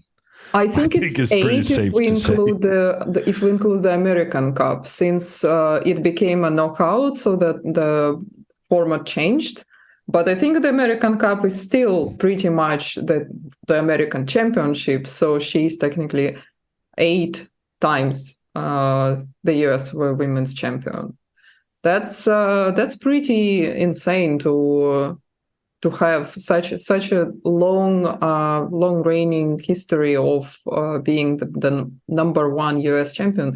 She won the US Championships for the first time in 2007. Some people in the chat probably were not even born yet. So just imagine how long that's been. Actually, Alice hasn't been born yet. Yeah, actually Alice hasn't been born yet when Irina already was 2 times US champion. I also remember Irina as she was one of the key participants in one of my first chess experiences in the Kasparov versus the World internet exhibition match. She was one of the players to suggest moves on the world's behalf that we voted on. But that's back in 1999. But that was one of my very first engagements, like getting involved with chess. But now we're old, and the future is looming. And Alice Lee right now is the future incarnated. Alice is the future, for sure. But there is a chance still to stand up for the boomers. And Irina Krush, in this case, will have to represent that older generation. And she can do so very well if she pushes her pawn to d3, is what I was planning to say. But I didn't manage to say it until Irina had put that pawn on the board. That is a key move from Krush because this pawn is generally in trouble. There's no black pawns that can effectively defend it, which means that you're going to have to use your own pieces for that task. And whenever your pieces are busy defending your pawn, they're not attacking the opponent's pieces. It means that you end up getting very passive and defensively minded. So Irina wants to trade off this weakness with the white pawn. Of course, Alice is not going to allow that. So Alice is going to play the move e4, which also takes control of the d5 square, where the white knight wants to go. But what Irina has seen when she decides to push this pawn forward is that she's realized that if Alice tries this e4 move, I just continue pushing forward. Just get as far up and be as annoying as possible with that pawn. The key here being that even though white has 3 pieces pointed towards that pawn, trades will favor the person who wins this match in case of a draw. Irina will lose a pawn, but it's only temporary, as her queen is perfectly placed to recapture a pawn soon thereafter. Yeah, exactly. But there is also one thing that makes me concerned for the white's position is that after e4, the center being somewhat determined at this point, all the pieces of Alice are on the left side of the board, with the knight and the queen being so far away and the rooks being unable to reroute to the king's side. It might get quite scary for Alice if Irina decides to unleash an attack on the king. She could try to bring the rook and the queen and even sacrifice the pawn on d4. And white can get in trouble here. So I'm not sure. Yeah, I'm not sure if I like the move e4 at all here. Well, you need to win. Yes, you need to win. And taking on d4 is too solid. Yeah, Irina. if you take this pawn, rook Everything captures back, you still have the issue of the pieces kind of being out of play but you at on least the can queen force side. a queen trade, probably. Well, a queen trade is not going to help you win the game. No. Like I'm guaranteeing. Okay, I've said this before, chat. I have said this before, but this time I'm right. There's 100%. Okay, 99.9. Shall we do a prediction? Let's keep the options open for the very unexpected. But Alice Lee is going to push this pawn forward. She has no choice. E4 yeah, or not? Let's make a prediction. E4 or not? Yeah, well, there is another move she might do, but that's quite unlikely. So it's either ED4 or E4. We're going to formulate it as pawn to E4 or anything else. Or we can formulate it as Hammer's a genius. Hammer has no idea what he's talking about. Okay. I like your self-awareness, but it's too late. She made the move. Unfortunately. You are a genius. 99.9% chat. Never in doubt. She needed to keep as many pieces on the board to have any chance of winning this game. And Irina answers instantly. Yeah, and that is not an impressive move. Uh-oh. Why is it so bad? I see that Engine hates it, but what's the problem with it? Well, at minimum, you're losing a pawn. Like, you're not doing anything to address the threat. I'm really surprised at this move from Irina, because I thought when she pushed her pawn forward, I thought there's no chance you make this pawn push forward unless you've seen this idea of continuing forward, getting your queen into the center, pointed in against the white king. Because strategically, if you allow the white knight to settle on this d5 square, like that's big problems. That's big problems right there. And yet that is what's happening right now. Maybe Alice Lee can make a great comeback. We didn't leave her much chances of accomplishing that just some time ago. But since then, we've seen Irina make some questionable decisions, while Alice now has the opportunity to get her knight perfectly placed in the center of the board. This knight is going to attack the queen, and the only square the queen can go to keep the protection of the e5 pawn is by going queen e5. But then the knight can sacrifice itself against the black pawn. But temporarily. Yeah, very temporarily. Because the pawn was having a very important job defending the knight. Mm-hmm. And even though the white knight is going to be captured, the black knight will as well thereafter. And then this becomes a position where white is up a pawn. Yeah, is it possible that Irina, well, she definitely saw knight d5, but is it possible that she blundered knight b6 idea? I mean, well, it's not very orthodox way of winning a pawn. Yeah. But, well, it's difficult to think she did anything other than blunder it, right? Yeah. Ooh, actually, wait. Maybe there is some idea here? Wait a minute. So knight d5 was played by Alice, but now queen g5 is being suggested. Queen g5 is like, the idea d3? Is it... I was like, the queen needs to stay protecting the pawn on d4. Ah, she's protecting it the other way. Wow. Okay. So maybe she doesn't need to protect this pawn, but rather make a counter threat. Because now if the white rook captures the black pawn, you remove the rook's important job of defending its buddy, allowing the black queen to take the white rook.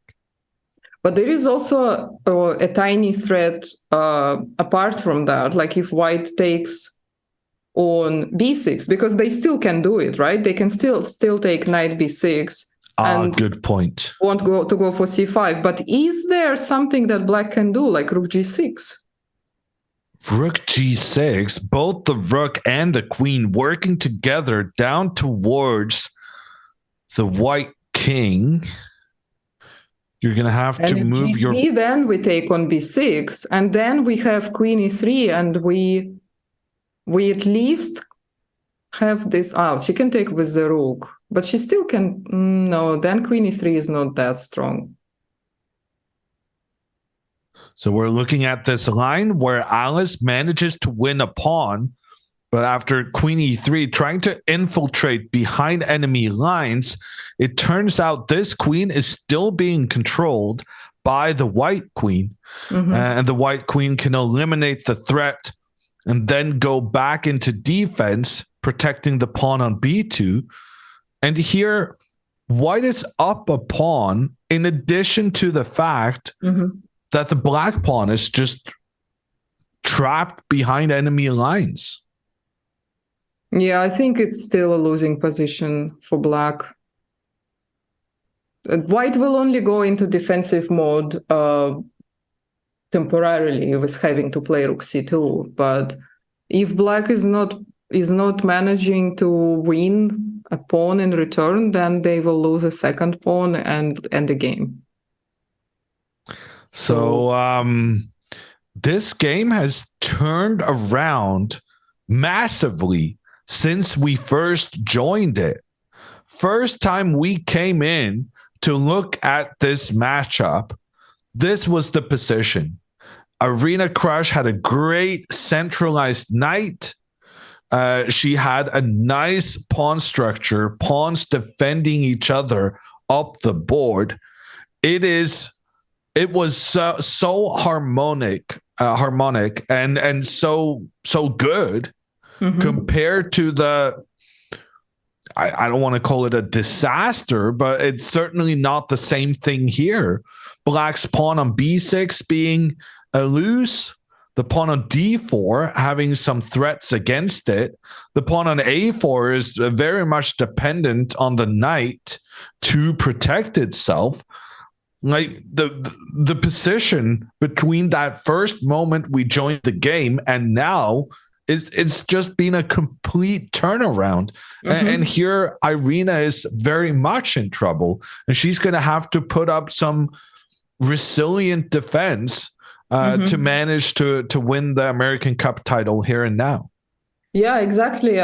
This might be not a positional disaster yet, but it certainly was a match disastrous match decision for Irina to put herself in such an unnecessary risk, and having to manage this amount of weaknesses. She does play queen g5 because I think she cannot find anything else that will say, oh, I'm still in the driving seat here, I'm still winning this match. Because psychologically, she started losing this game already when she took on c5, when she went for this bait that Alice set up for her. And we were so sure that there is no way she's going to take that, because the position is just so comfortable and so dry and so limited in chances for Alice to find anything. And we didn't even count on it. We just did not even cross our mind that Irina can go for this questionable line of events to have to suffer against Alice, because Alice is proven to be extremely fast in calculation, extremely psychologically resilient, even in very difficult positions with a very low amount of time. She showed that she's a fantastic team player as well in the Pro Chess League. She is definitely not the 13-year-old you should be thinking about as a child who is going to crack under pressure and not find the best moves. She's definitely gonna find everything possible to fight for a win in this game. And I think in general, in chess, the younger your opponent, the scarier they are.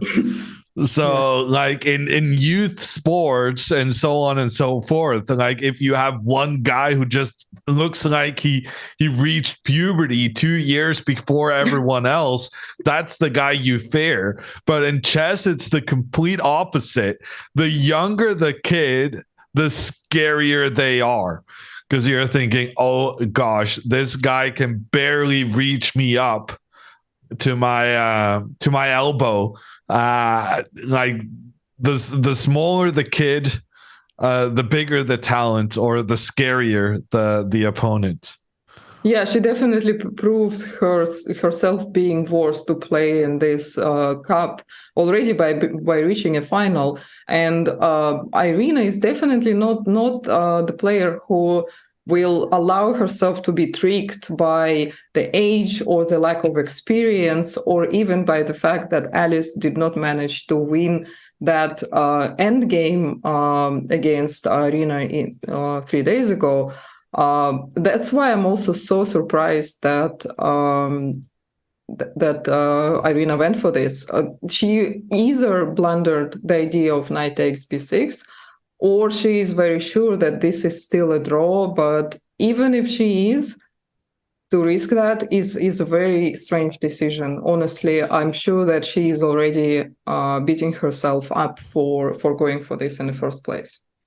So chances here to get something from the game for Alice Lee. Alice needs a win here to equalize the match and take it into the playoffs.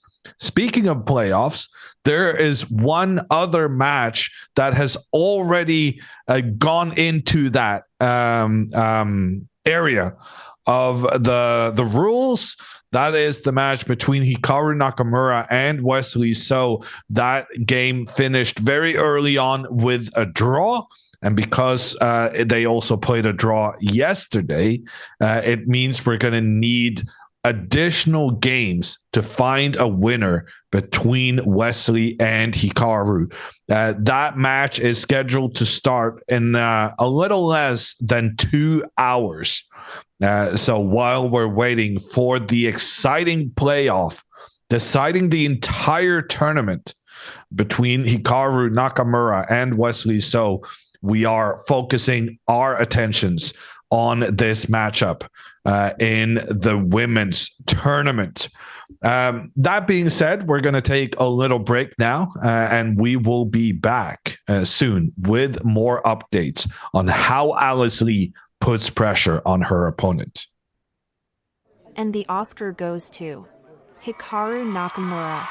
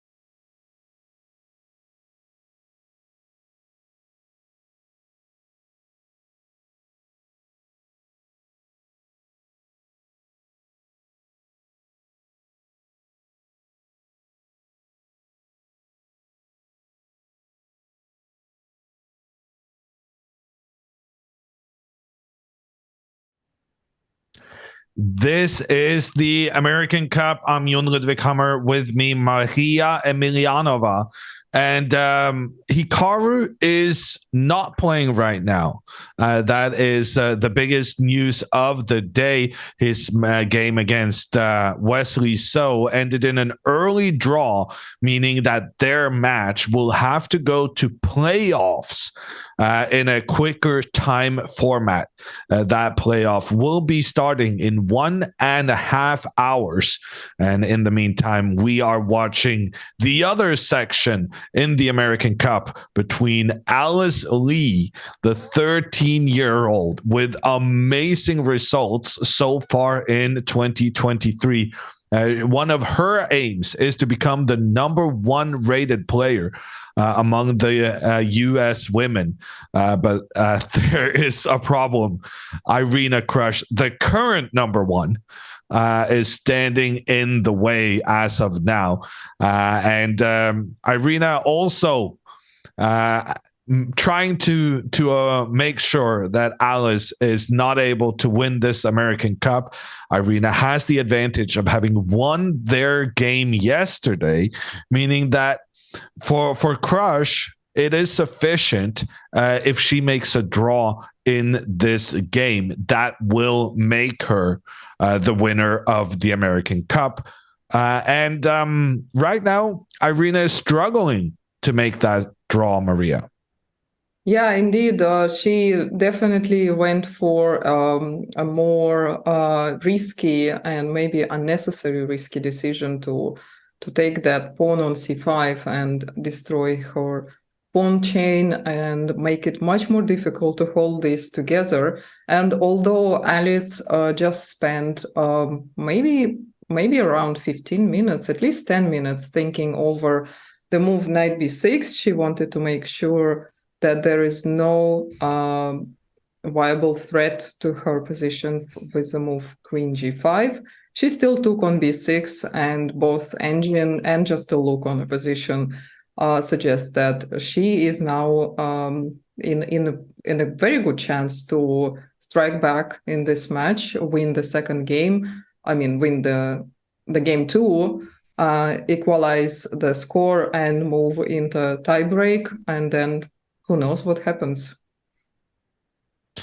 And capturing this pawn, even though that pawn was defended by the black rook, is in fact a great move because you're temporarily giving up your knight in order to eliminate the defender of the black knight.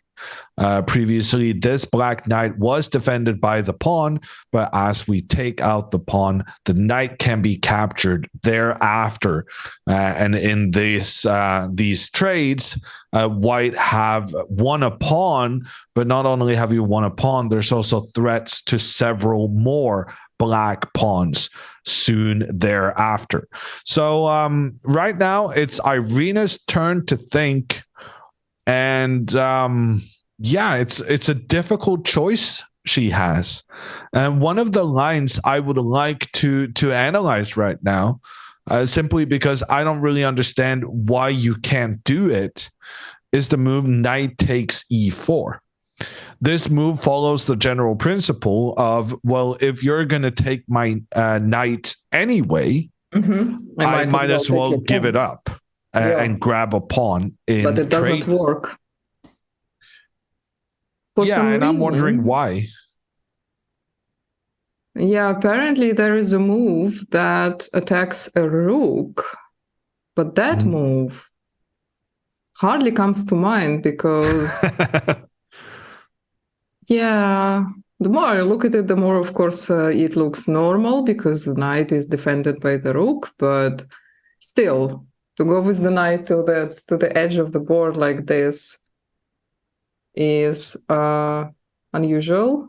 So knight c8 is the key move here. The idea being that the knight currently being attacked by the black rook would like to escape the rook's threat and also try to take this black knight. So knight c8, great move. And if the rook tries to attack the knight again, the knight actually escapes because the queen is controlling the e7 square. The knight can run away, give a check on black's king, and thereafter you take the pawn, the knight in the center, and white has an extra knight.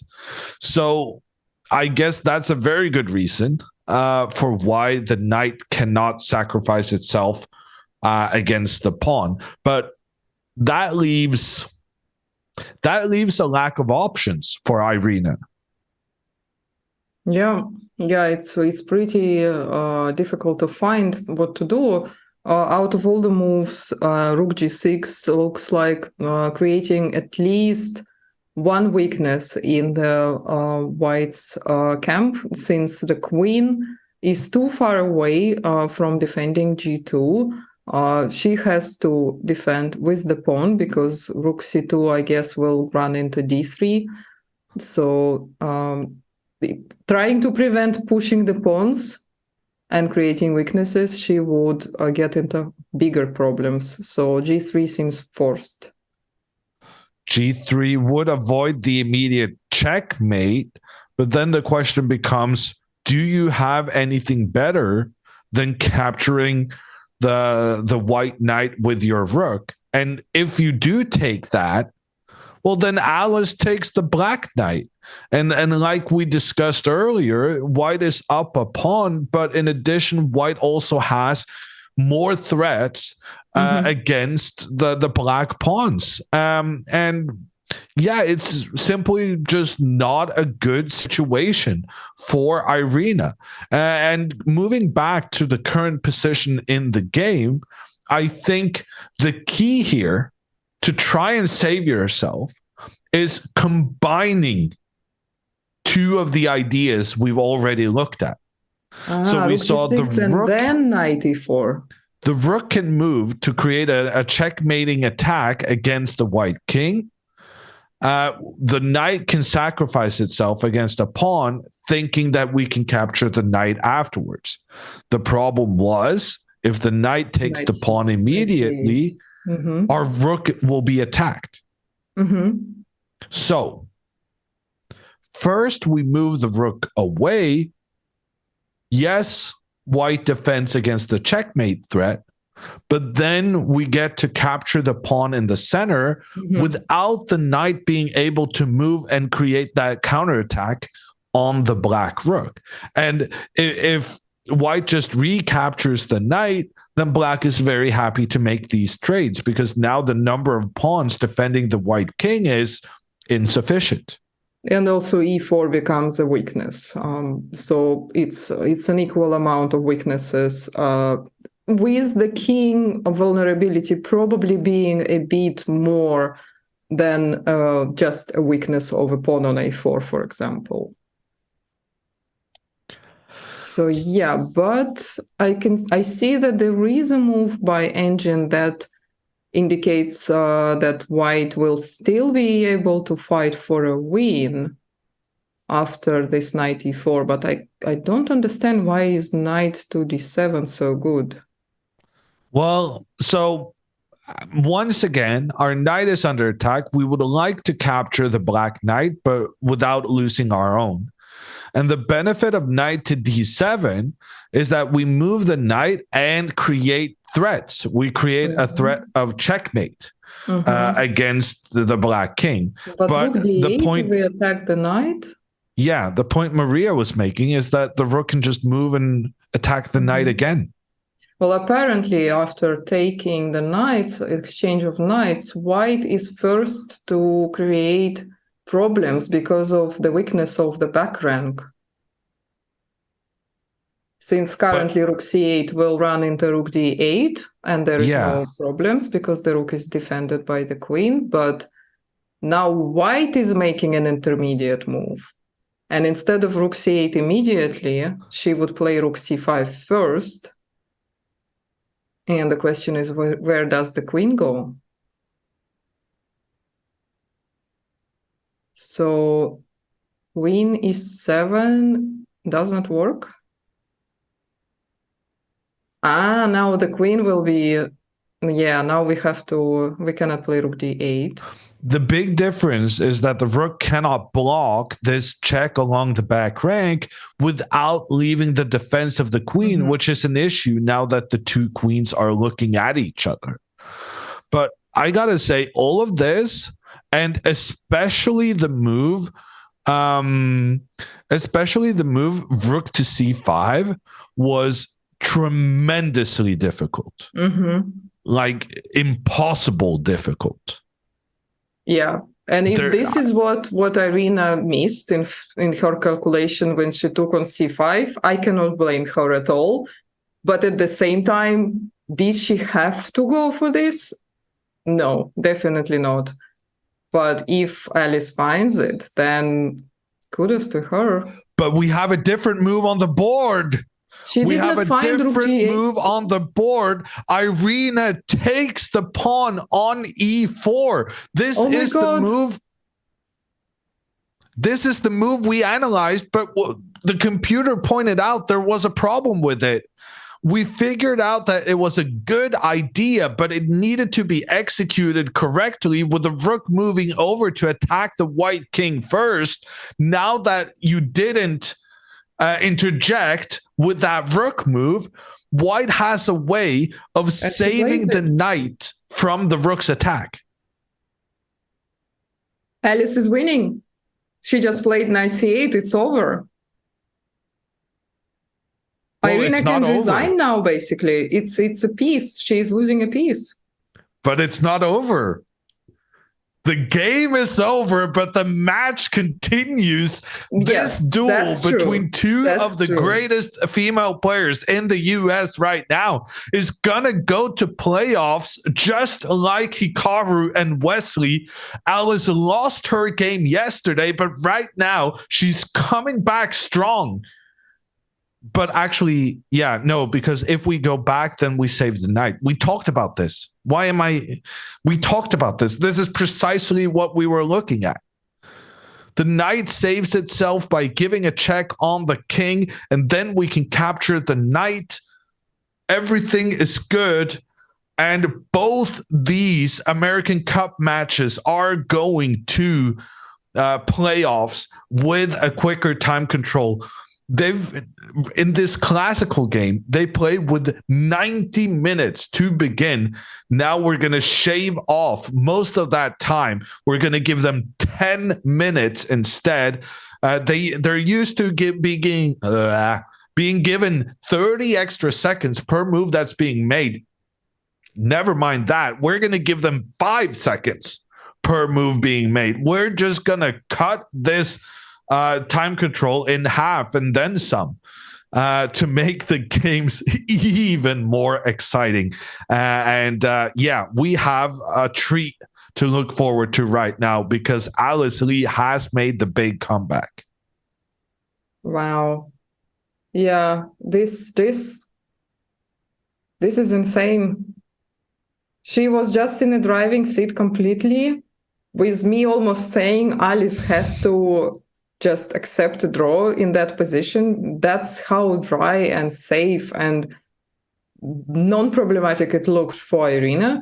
Suddenly Irina becomes overconfident and thinks she will make a draw either way, and she goes for a complication that costed her to become probably too nervous in this situation and not finding the best continuation with rook g6, and then the same idea with knight to e4, which still would have led to a worse position had Alice played the best moves. But here Alice just needed to find two-move tactics, which she, of course, Irina also would have seen it. But yeah, now Alice might win it and probably will win a game. And Irina must be thinking, it might have costed me a title. And how do you think this is going to affect Irina's mental getting ready for the playoff? Is she going to be able to shake this off given how nice of a position she had earlier in the game? On one hand, it is very difficult to forget it because you were playing this game for how long now? 3 hours, and for 2.5 of them, you were almost winning the match, and no point of it being any close to any danger. Suddenly, you just throw it away with one move and following up with one mistake that costed you a piece and a game. But on the other hand, it is about an hour and a half of a break between the classical game and the tiebreak. And plus, Irina is so incredibly experienced, and it's definitely not the first time she threw away a winning match by one mistake and being probably a bit too confident. It happens. So I think it will affect her, but it will not affect her to the extent of not being able to focus on the tiebreak. It's also worth noting that Irina and Hikaru, they both have the advantage of having won the winner's bracket in this double elimination tournament. What that means is that they have yet to lose a match. So even though Irina is wasting a very good chance here to decide the match in her favor, and she's still going to have a chance to do that in the playoffs, should Alice's comeback in the classical continue into the rapid, then Irina will still be in the running to win this tournament because she has that extra life to spare, which means that Alice actually has to beat Irina both today and tomorrow if she wants to take home the title. Yeah, exactly. For Irina, before this game today, she kind of had 3 match points, right? She could lose today, and then still play a tiebreak. She could lose a tiebreak, and she still plays tomorrow. But for Alice, any loss or even a draw in this classical game would mean the end of the tournament and the title going to Irina. But it's still a massive psychological win for Alice, and also huge boost in confidence for the tournaments to come. And by the way, I just found out that she actually has 2 IM norms. So Alice is very close to the IM title. She just needs another 30 points to get for the rating requirement and the third IM norm. We had a question in chat. What happens if this rook on d6 now moves away to create a counter threat so that white would not be in time to capture the knight in the center? And frankly, this is something I should have talked about already. My bad. Rook g6 now comes one move too late, because even though it threatens checkmate on the g2 square and thereby prevents white from capturing the knight, white's journey with the knight has created an additional option, which is knight to e7. The knight protected by the queen, giving a check in on the black king, forcing the black king to go hide out in the corner. But then the knight is perfectly placed to take out the threatening black rook that was helping the queen create the checkmate threats.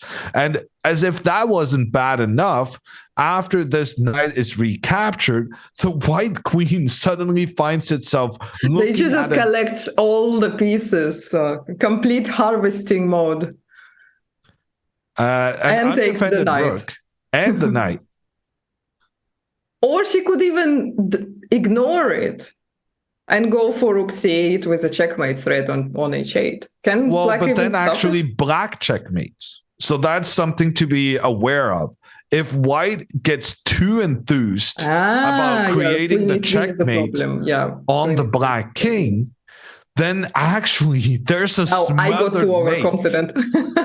smothered mate in return with the knight working together with the queen in classic fashion. Yes, white is threatening checkmate. Yes, white is up like a queen and 2 rooks, but who cares? As long as the white king is suffocated in the corner of the board. So this is basically the only chance ever black has of winning this game. Yeah, but Alice has more than 20 minutes left, and this is how it is.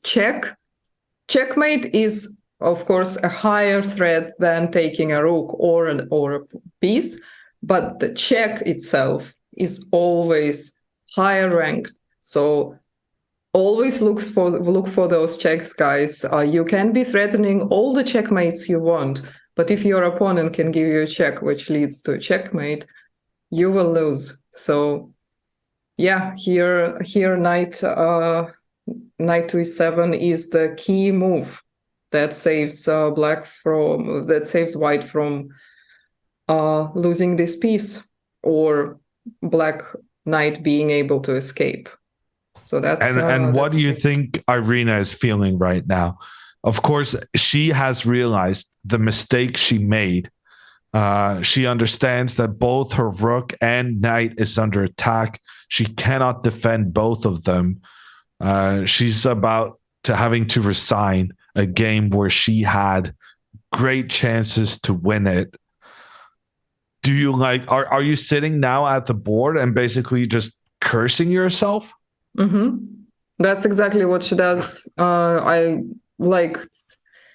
She spent enough time now to see that there is no saving move here. She is losing this piece. And then later white is also going to win a pawn on a4. And there is absolutely no counterplay that black could find. The king is a little bit exposed on g1, but not enough to justify losing a piece. So I think she's just regretting her decisions earlier and is just forcing herself to hand a handshake. I don't even think she will make a move here. You think she's just going to resign? I think so. Because she will need to recover probably by breaking a couple of things, maybe taking a cold shower or going for a walk or even for a run. I don't know what is her way of coping with this, but she will have about an hour for that. It is pretty generous, and I'm sure she will take advantage of that, and just because however younger or however less experienced Alice is, she is absolutely not gonna let this advantage slip. We have Fen Beingold in the chat saying Irina doesn't usually resign. So there's a prediction in chat that Irina is going to fight till the bitter end. The question is, how is this not the end? I suppose she's going to follow the mantra. No one has ever won a game by resigning, and maybe try to, I guess, rook e6 is her best option, because then after pawn takes knight, she will be able to recapture that pawn. She can try to move the rook up, have the rook attack both towards the left side of the board and the right side. And I guess, yeah, this is her best hope of survival. Yeah, but on the other hand, white is forcing a queen trade as well. I don't think she can really avoid that without being checkmated by white. Yeah, but the absence of the pawn on f file is even an advantage for white here. Alice will bring the rook to f1, start pressuring f7. She also has an open c file. The knight is in black's camp. I just cannot see how she can even fight for the end. This is the end. You're right. Okay, while we are figuring out whether Irina Krush is going to resign in this position or not, We're going to take a quick break and then be back. A reminder before we do, Hikaru and Wesley has made a draw in their classical game. They are going to decide who wins this tournament in rapid play, 10-minute games. Those games are set to start in 1 hour and 15 minutes. So stick with us because you will not want to miss the final between the two players who have really demonstrated throughout this American Cup that they are the number one players. We'll be right back. And the Oscar goes to Hikaru Nakamura.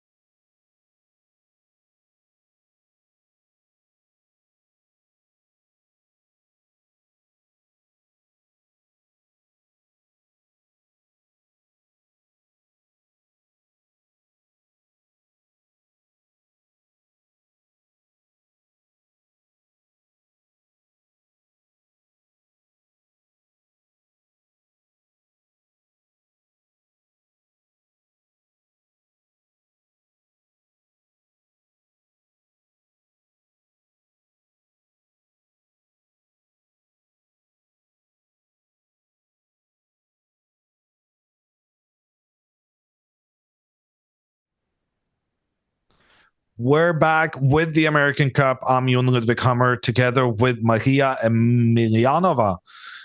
We are covering this final between Alice Lee and Irina Krush. We saw this situation where the White Knight moved up to attack both the Rook and the Knight at the same time. Irina realized the severity of this situation, spent a lot of time trying to figure out some kind of trap for her young opponent. In the end, Irina settled on this move, pawn to d3, after which if White takes the free Rook, White would actually end up losing the game as the Black Queen comes in, gives a check on the King. The Knight then follows suit, and we would get treated to one of these very, very nice smothered mates in the corner of the board. That would be nice, but yeah, Alice is not so easy to trick. She took the right piece. She took the Knight, and now it looks completely resignable. Without that Knight, there are no ideas where the Queen can trap the King. The Queen can still give a check on the King. The problem is after the King moves into the corner, there's no Knight to kind of jump in and force the King back out, to flush it out. And as such, there are no more resources in this position for Irina Krush. She is going to lose this game, but she's not going to lose the match, at least not yet. This is a double elimination tournament, and Irina Krush won game one of this match yesterday, which means Alice's win right now is just going to equalize the score and put them into rapid tiebreakers. Also going into rapid tiebreakers is the main event on this channel, Hikaru Nakamura versus Wesley So. They made a draw very early on today, and they've been waiting for a long time for their tiebreaks to start. It should begin in about an hour. And it is something we're all very much looking forward to, because Wesley against Hikaru, when they played their tiebreakers last time around in the final of the winners bracket, they took so much risk and they came at each other, both fiercely attempting to win the game and decide the match. So it should be a thrilling playoff, tiebreak, whatever you want to call it, but it's not happening for another hour. Yeah, and we have a very quick prediction with a question: will Irina stop the clock now? Will she make more moves? There are a few seconds left. I think it's easy channel points. No, she made a move before it finished. No, refund. The Rook steps back. The attempt here is to control some of these squares that the White Knight would like to use to create dangerous threats on Black's King. Alice now has a choice. Well, she has a big choice. Which I guess is why Irina is not resigning, because she thinks, well, I might as well have her play it out. In general, it's a sound idea to never resign before your opponent is so confident about how to win that they play their moves instantly. And here already, Alice has been spending 1 minute on this move, which means it's not massively obvious how to win, so you might as well keep fighting. Rook c3 though does strike me as a very sensible move, trying to eliminate the biggest danger in the position, the black pawn on d3. That being said, Engine was not too happy with my suggestion, with the queen coming in, creating some annoyance and creating some problems because it turns out we cannot capture the pawn on d3. Oh, that's nasty. Queen d1. Do more puzzle rush if you don't see this. Queen sacrifice for the back rank checkmate. Yeah. So it seems Alice went for a more solid approach by activating her queen. Going for the queen trade, always a good solution when you are up on material. Also, making sure that that queen is protecting down towards your own king. Great move from Alice. And with Irina having to avoid the trade, I think we're going to see Irina moving the queen back, increasing the support of this dangerous pawn. The problem is just that in the meantime, Alice will put her knight in the center of the board, blocking the queen's ability to help out the black pawn. And when that black pawn is eliminated, there's absolutely nothing to play for. So Alice now in the very last moments of this game, she knows she's made it. She's gonna win. She's gonna get to play a tiebreak, and her chances of winning this tournament are still there. Yeah, and we can, of course, keep making predictions every move, whether Irina is going to resign now or not. But I think Fan Gold was right. She never resigns, and she never will resign. It's her approach to the game, and it's a great approach for someone who wants to become a champion. It's not over until it's over. Don't give your hopes up. And at the very least, she will, although I don't know how much of the energy of such a young talent as Alice is, she can drain by dragging out this game. I think Alice is happy to play the game, whether she's winning or losing. Yeah, agreed. And also now Irina is approaching 0 minutes on the clock, which means not only is the position a big problem, having a knight less than the opponent, she's running out of time as well. So I'm expecting this game to be over in 5 minutes maximum, and I'm expecting Alice to win it. Yeah, I think Alice is now going to push e5 and ask, what are you going to do here? Okay, I think Alice is going to go knight b6. Prediction? I guess we're not going to be able to do it in time. We won't have a time. You're right again. It's your day, Hammer. Yeah, though this move actually attacks the rooks, though. So often it's nice to make forcing moves to put pressure on the opponent because it limits the opponent's choices. And now, yeah, but my idea was to play knight d6 after e5, and black's position would be completely impotent. Sure, but it's the same idea here, right? The knight is coming in to block the rook. It's just that you managed to accomplish it kind of one move earlier because you forced the rook to move. Here, now Irina, knight d5, and what does she do with her rook? Yeah, knight d5 is going to be played. The rook can capture a pawn in the center, but it's still going to allow the white rook to eliminate the last dangerous player in black's camp, the pawn on d3. And once that pawn is eliminated, I think Irina is going to have to resign. And well done to Alice, but the day is not over. Both Hikaru and Wesley, as well as Irina and Alice, they're all going to have to go to the tiebreakers to decide their matches. Yeah, so knight d5 was played.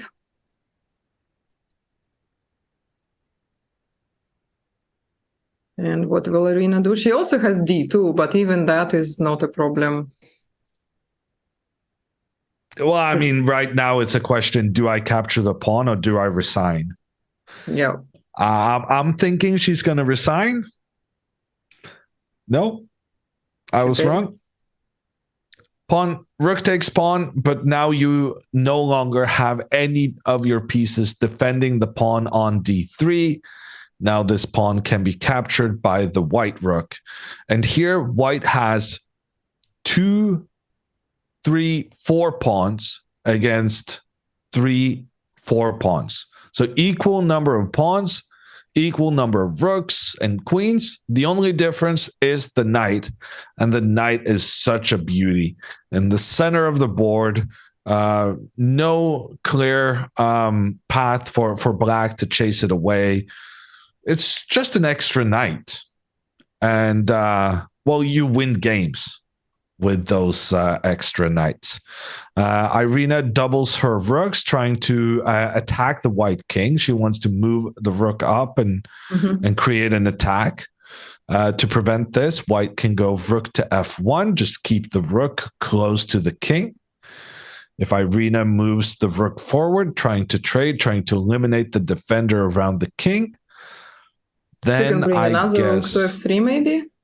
Well, that was my first instinct. And then I was wondering... Something tells me there is a problem with this move.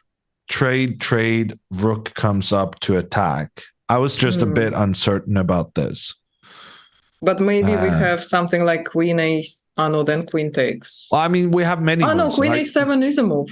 Yeah, rook d1 is a pretty straightforward move, just protecting the knight in the center. It wasn't actually that difficult to figure out how to keep everything defended. But Alice is going to double check her answer. She's come this far. Queen c7 is also a move here. Yes. She's come this far. So now she doesn't want to mess it up at the end. And Alice double checking her variations will lead to a victory very, very soon. Yeah, rook f1 is definitely the most safe approach. She is about to make a move. Alice, thanks to Alice, she's not spending all of her time. She is confident and is only spending as much time as she needs for a move, like a couple of minutes, while Irina definitely spent a lot of time just coping with her regrets and yeah. Alice moves her rook back into defense, and this is a great way of defending the first rank towards the white queen, but it does leave the question, what about the second rank? Is there any potential for the rook to come in and attack towards the pawns? Now, right here, this is not really going to work, because then the knight can come back, attack the rook, while you also open up an attack on the black queen. So what Irina is going to do instead is queen to h4. And that has the added benefit of actually threatening checkmate. If white makes a silly move on the left side of the board here, the rook can come in, check on the king. And even though you had 2 rooks to defend along this first rank, it doesn't help. The queen comes in for the checkmate, taking out the escape square as well. And that game is over. So I'm expecting queen h4 here with a checkmate threat from Irina. Just as long as there's potential for the opponent to step into a checkmate, we're expecting Irina to keep hoping for a miracle. Yeah, but then Alice might play rook f1. Then rook e1 is still possible, but maybe white has counter threats. Well, for example, oh, she does. Yeah, so far you called every single move. Well, apart from knight takes e4 blunder.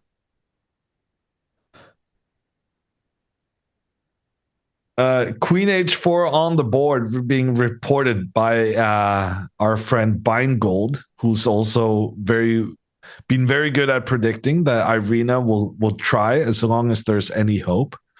After queen h4, like Maria said, rook f1 is a nice solution to this. And if rook e1, we can trade one pair of rooks by taking with the c rook, and then the back rank is exposed, so we can play queen c8 check, and then this is a GG. So that's not a problem anymore because it doesn't come with a check. So rook f1, just moving that rook closer to your own king. As long as the white king doesn't get checkmated at this point, everything should be Gucci. I'm maybe not young enough to say that. We are being suggested that even now queen c8 is GG. Well, chess is not checkers. You don't have to take if something is attacked. So black does not have to take queen on c8. Otherwise, it would be nice. Yeah. Queen c8, trying to sacrifice the queen to get that back rank checkmate. Definitely a viable move. But the problem here for Alice is she's got so many good moves. How do you decide between all of these tempting options? Well, first of all, she will defend her king and limit out any chances for Irina to attack her. So I think rook f1. Between rook f1 and g3, I definitely... Oh, queen f2 was played. I keep being wrong today. Yeah. I lost all my points.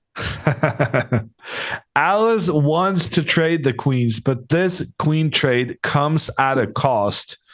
After a queen takes, queen, king takes, Irina will be able to bring her rook into the game, give a check on the white king, and then capture the pawn on b2. So Alice went from being up a knight for nothing to being up a knight for a pawn.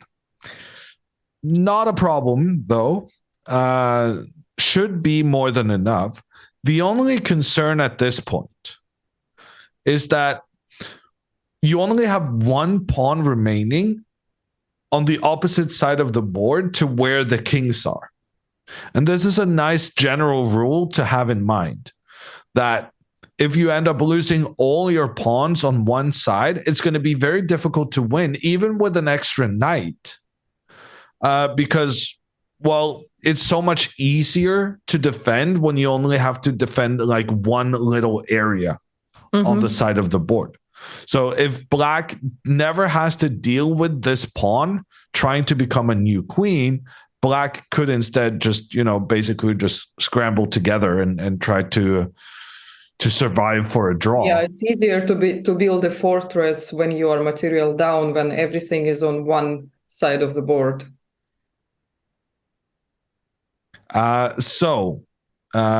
Going to the game and seeing the moves that have been played, trade of queens, rook comes in, check on the king. What Alice has to be careful about now is that she needs to keep that last remaining pawn on the side of the board. And I gotta say, I don't really like how she played this. I feel like she made a life unnecessarily difficult for herself.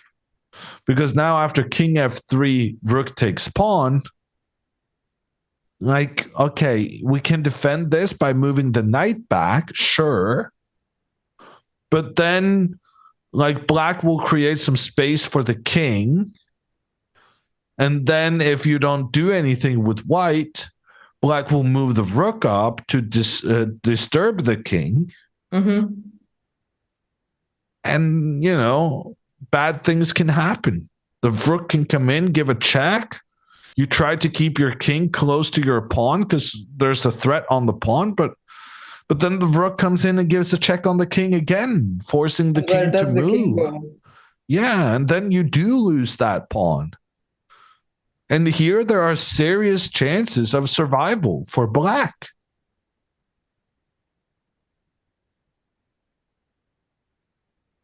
So, kids never resigned. Irina Crush is still alive and kicking. She has no intention of giving up this anytime soon. And Alice Lee's time usage on this move indicates to me that she didn't really fully understand the ramifications of her decision to trade the queens in such a way that Black could follow up, taking out the pawns on the opposite side afterwards. So I'm taking back everything I said earlier. I said I think this game is going to be done in 5 minutes. That's more than 5 minutes ago. And now I'm saying this game is not going to be done for another 20 minutes, maybe. Alice made her own life unnecessarily difficult, and Irina Crush is really showcasing why she doesn't resign. There's still hope. We're going to take a little break, and then we'll be back watching the end of this matchup. In addition, something I know everyone is looking forward to, the tiebreaker between Wesley So and Hikaru Nakamura. That could potentially decide the winner of the American Cup tonight. That tiebreaker is starting in 45. So we're closing in on that start. You better get your snacks ready. And the Oscar goes to Hikaru Nakamura.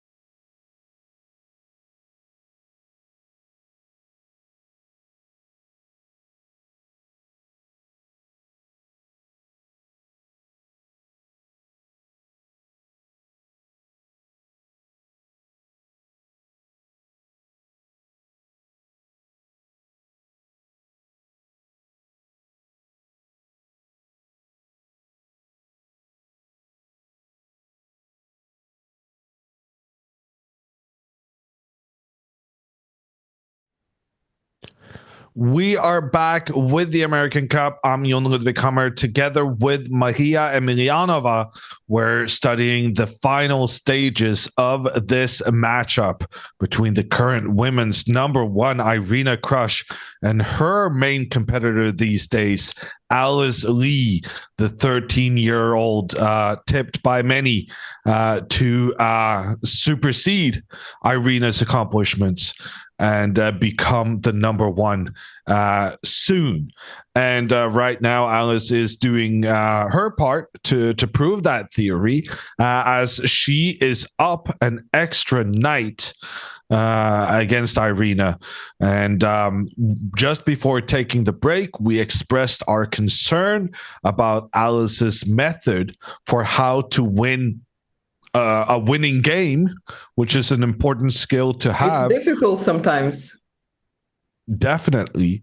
But we also highlighted it was very important to make sure you still had a pawn on both sides of the board to distract your opponent from focusing their defense in just one area. And we went out after Irina had captured one of White's pawn, was ready to capture the next one thereafter. But Alice's method here of keeping everything defended was exemplary. First, she goes rook e1, trying to lure this black rook into capturing White's rook, because if you did that, the other white rook would not recapture. Instead, you would go on the attack and catch the black king without an escape route, being trapped behind its own pawns. So instead, Irina went for the move rook d8, just avoiding the trade. Mm-hmm. But then Alice moved her rook up, challenged the black rook, protected the white pawn. And if there's a trade of rooks, yes, there's a free knight in the center of the board. But once again, if you capture the knight, White's rook will come in for the checkmate thereafter. So it was a very clever way for Alice to keep everything defended, to make sure her rook managed to watch out for her last remaining pawn on the left side. And after that, she's just been coasting here.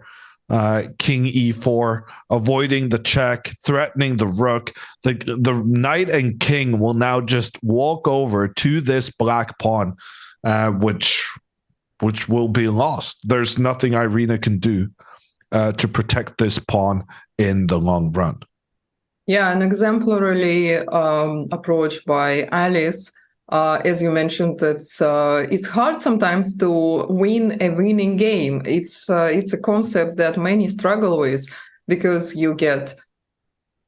sometimes you can get stressed, simply nervous, how to not to blunder this, how not to blunder that, how to not to go so long time that sometimes winning a winning game is more difficult than winning a game with slight advantage. And she did it brilliantly. She went for, first of all, to trade the queens and remove the main attacking piece that was creating all those checkmate ideas with the pawn on f2 missing. And yeah, it did look like she's giving too much for that. She was losing the pawn on b2, and also it looked like she might lose the pawn on a2, making it really difficult to play for a win, even with an extra piece, because the less amount of pawns you have left, the more is the chances for defending party to actually save the game, because winning rook and knight against rook will be nearly impossible against a player like Irina. But she used the fact of a weak back rank of Irina Krush brilliantly, forcing one trade, improving the pieces, and diffusing any chances for black to get a counterplay here. So yeah, now the position is completely simplified in Alice's favor. Everything is defended, and Irina is also less than a minute on the clock. And yeah, we can only feel sorry for her, but also happy that we will have a double tiebreak today with both Hikaru and Wesley, of course, putting up the main show, but also as a dessert, Alice and Irina also will be playing a tiebreak today as well. And we're waiting for the final minutes of this matchup. Alice seems to have a very clear plan of moving her king over to eliminate the black pawn on a4. Why is that important? Well, this pawn on a2 should explain that. This pawn would love to make its way up the board, especially when we have the king and knight in the vicinity to help the pawn forward. The only thing missing is eliminating the black pawn that currently is blocking. So king over, exactly. Take the pawn, move the king away, highway for the other pawn, and checkmate. That is the plan, and I don't see how that plan can be stopped.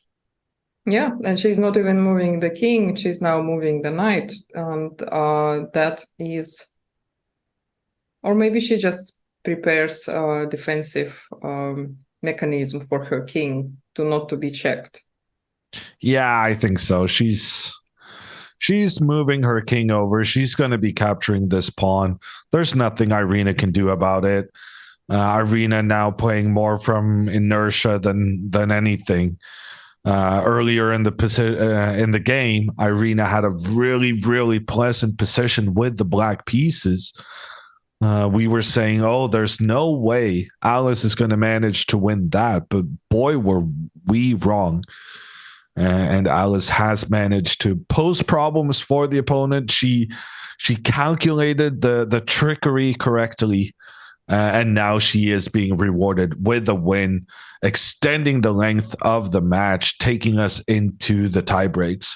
And also in tiebreaks, it's Hikaru Nakamura versus Wesley. So we've been waiting for quite some time. We've been waiting for more than 2.5 hours, and we are still waiting for that match. But boy, will it be worth it when the match does start. The two best players in this American Cup going up against each other a second time in tiebreaks.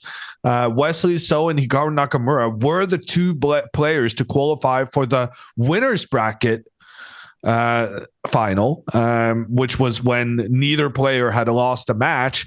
Hikaru managed to take that one in the blitz, showcasing that his ability just increases relative to the opponents. The lower thinking time there is, and that's why we're feeling very optimistic that Hikaru may decide this American Cup tonight. All that's left is winning the rapid tiebreak against Wesley starting in 30 minutes. Yeah, in fact, in reality, they are starting about now because we're on 30 minutes delay. So indeed, in 30 minutes, we will watch those games. Meanwhile, Alice is not really in a rush to win that pawn. She goes to the opposite side with her king. I think she is trying to be extra cautious with not allowing black to trade anything off on the king side, and that might be over careful, but at the same time, she can do that. No, I think this is a great move by Alice, because basically she said, okay, I can go over here, but that takes me 3 moves. And I'd rather just go over here and attack this pawn immediately. And if Irina tries to defend her pawn with another pawn, then Alice will just continue forward with the king, using the king to attack black. And in fact, Irina felt the need to prevent the white king from proceeding further forward.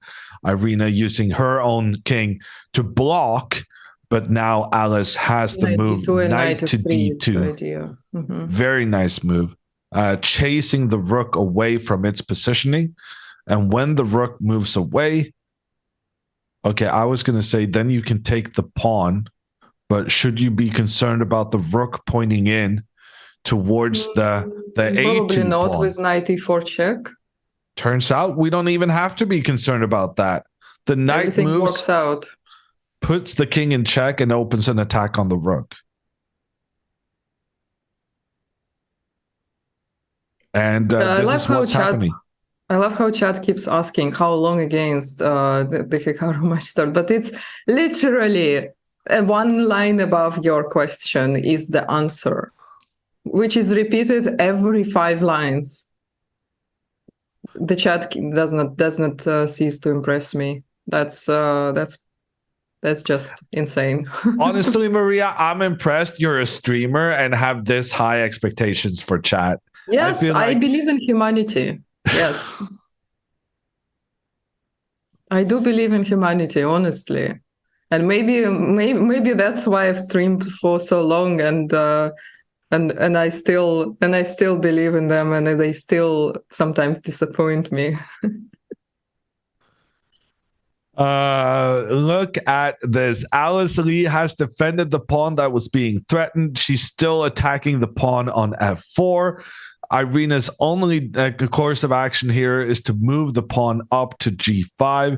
That's the only way to keep f4 protected. But if Irina does that, look at this move. Rook e1, going for the trade of rooks. There's no way for the black rook to escape the corner of the board. Alice will secure herself the trade of rooks. That's what she just did. And I think, and she just resigned. Irina just resigned the game. Rook e1 was the last move. Well done, Alice. She equalizes the match, takes this one into the tiebreaks. Another match going to tiebreaks is Hikaru Nakamura against Wesley So.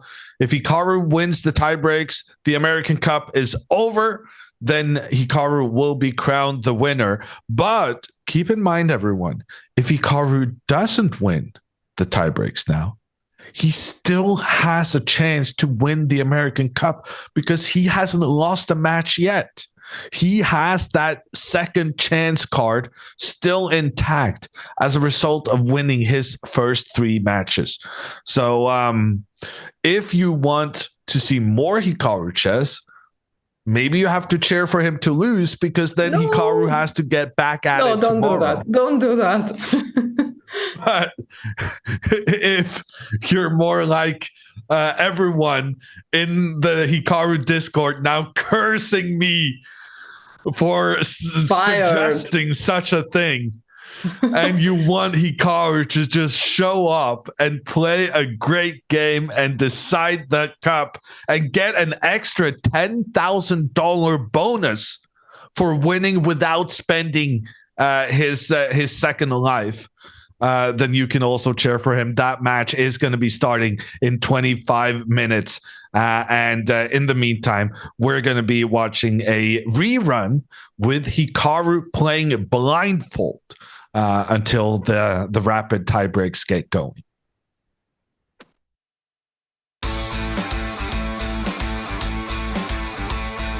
I don't know what it is, dude, but it's I have like an owl mask. It's the best. Oh, game aborted. Game aborted, yeah. I just want to make sure that it shows up on the screen. Does it show up? It does, but it got aborted. So I'll send a rematch in. Okay. Levy, by the way, you're okay with the glasses on? Okay, it started. Yep. Okay, we have black. Yep, we have black. E4. All right, let's go C6.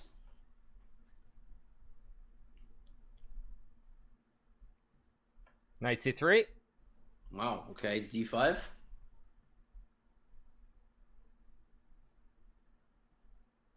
D3. Principled E5. Nice, taking the center. Very good. Gotta be a good influence for the chat. Bishop to E3. No, look at this. Come on, guys. D4. How did Hikaru's opponent go like 30 moves? Like, this is what real 700s do.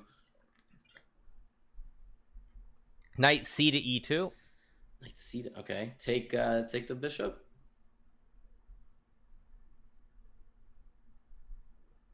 F takes E3. Let's go Queen B6. Very nice.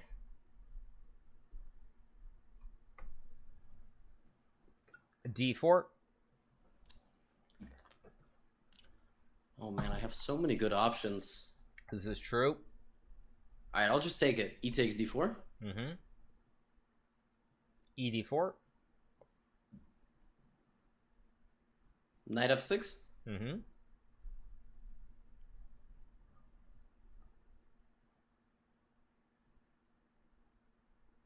Knight C3. Yikes. Queen takes B2. Mm-hmm.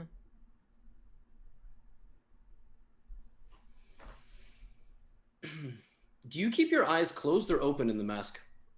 Closed. Well, you can't see anything. Why would you keep your eyes open? That's a fair point. I mean... A fair point. I don't know, man. Yeah. Knight C to E2. Again? Yes. Oh, come on, man. Knight takes E4.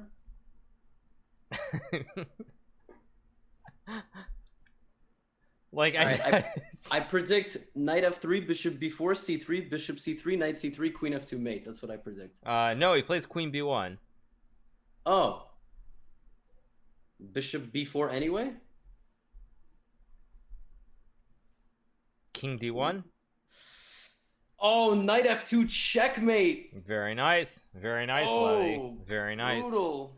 Yeah, not Oh, bad. Not bad. God. That was pretty fast. All right, so we both won one game. Okay. All right. Did you take your mask off, by the way? Yeah, I did. Okay. I'll take mine off too. I like it though. Right. It's stuck in. Oh, Okay. That was fun. All right. Just make sure that it starts on your screen. I think Hikaru, if you go at the top right to the last game that GMHikaru on Twitch played, like if you click it, then the game will automatically appear. I think if you don't X out of the last game, I think then. Oh, I did X out. Oh, okay. Okay, so I opened the game. Okay, I guess when the next one starts. Yeah, when the next one starts, I'm ready whenever. Okay.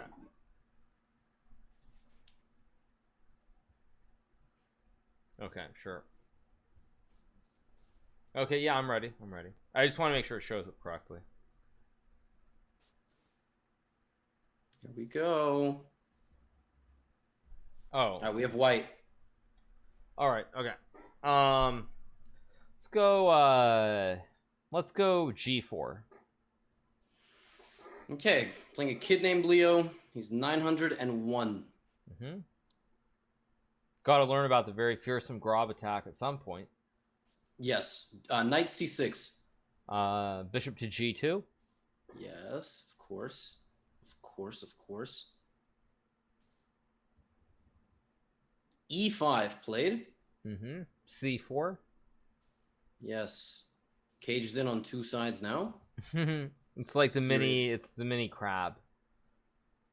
G4 and C4 instead of A4 and H4. Yeah, it's baby crab.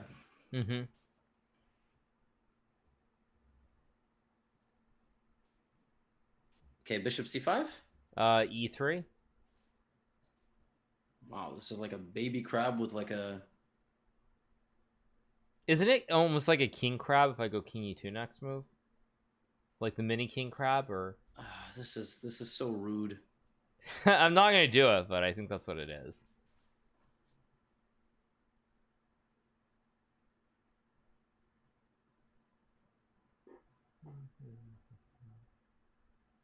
He still hasn't moved. Knight GE7. Good move. H4. Oh my god. So someone asked something funny. They're like, do you think that you can reach 2,900, 3,000 blindfold like speedrun? I would hope I can. D6? Knight C3. Right, but actually, the sooner that I say that, I know it's going to be endless poggos in my chat, I bet. The poggos have begun, yes. Yeah, I was going to say the moment I say that, it's like so obvious. It's like, oh, really? Really? Like, nobody asked? Yeah. Bishop E6? Good move. Knight to D5. That's also a good move. I mean, black's better, of course, but still reasonable.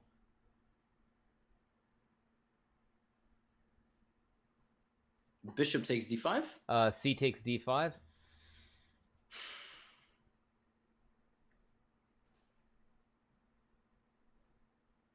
Knight A5. Ooh, that is not a good move. The question is, which way do I win? Do I go queen a4 first, or do I go b4 first? Let's see. I already drew both those arrows. Right, but what is the right order? I think I'm gonna go queen a4 check. Okay. Now black has to play this move, which I'm not saying. I doubt he'll play it. C6. B4. Okay, B4. Oh, you were looking for your cup? yeah, but it's kind of dangerous because I'm not careful. And I spill something, it's gonna spill on my keyboard, and the stream is ruined. My keyboard is ruined, like the world is ending. He played B5. Okay, queen takes A5. Okay. Yeah, I was like looking on, like, what is this man? Is he like DJing? Like, what is? Okay, knight takes D5. Queen takes queen. Oh, I'm What sorry. There was the queen trade already. I didn't even like wait to get your move because I knew you were. What sorry. do you? So rook d8. Okay, so then rook takes d8, then rook takes d8, right? No, so it was b4, b5. You took his knight, he took your queen, you took back, and he played knight takes d5. Oh, okay, that's fine. Knight c3. Wait, sorry, wait, sorry. Back up. Now you really threw me off. I know, I confused you. Wait a second, back up one second. Let me replay the game in my head. You just confused me. 1 second. Okay. So it was G4. Okay, let me replay the whole game in my head. So it was G4, knight C6, bishop G2.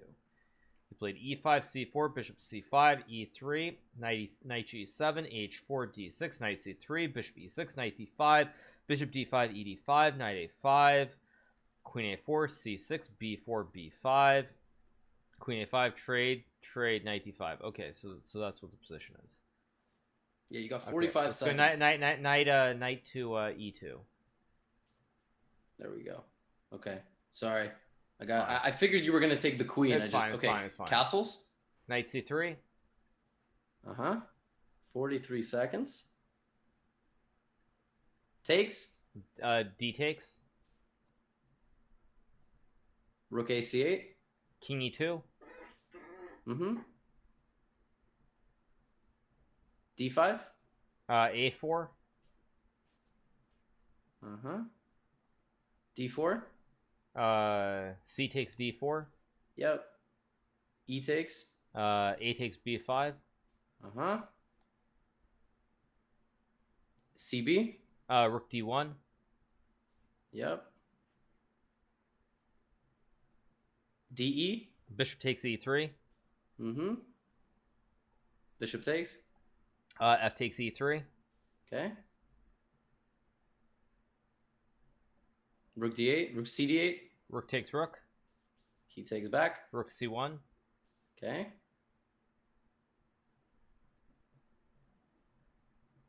H6. Rook C7. G5. H takes G5. He takes back. Rook takes A7. B4. Rook A8. Yep. Free move takes, I'm assuming. Yep. Okay. B3. Bishop to E4. B2. A6. Yep. King G7. A7. Yeah, we getting a queen. He's not. King F6. A8 queen.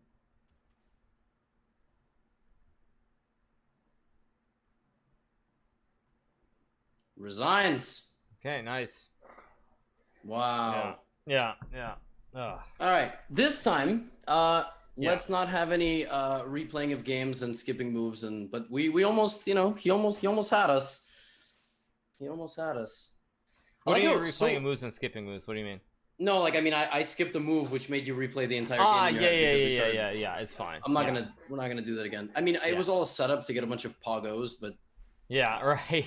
It's all good. No, but actually, I've noticed I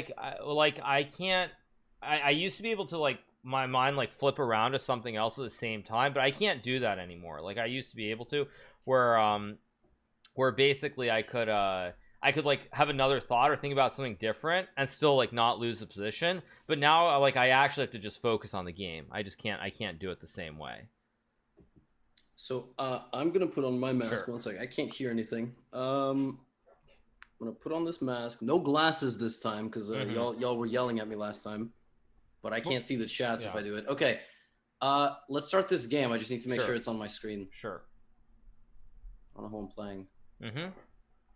Right. Okay, Okay. we have white? We are white. Yes. Let's go E4.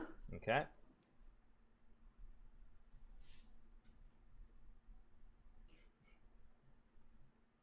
No move yet. E5. Knight C3. Okay.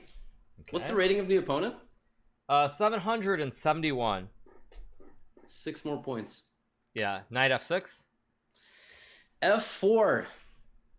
You're right though. You've been playing some funny openings, so maybe I should play funny openings. No. It's all good. It's all good. It's all good. E takes F4. Everybody asked me, Levy, what if they take this pawn? E5.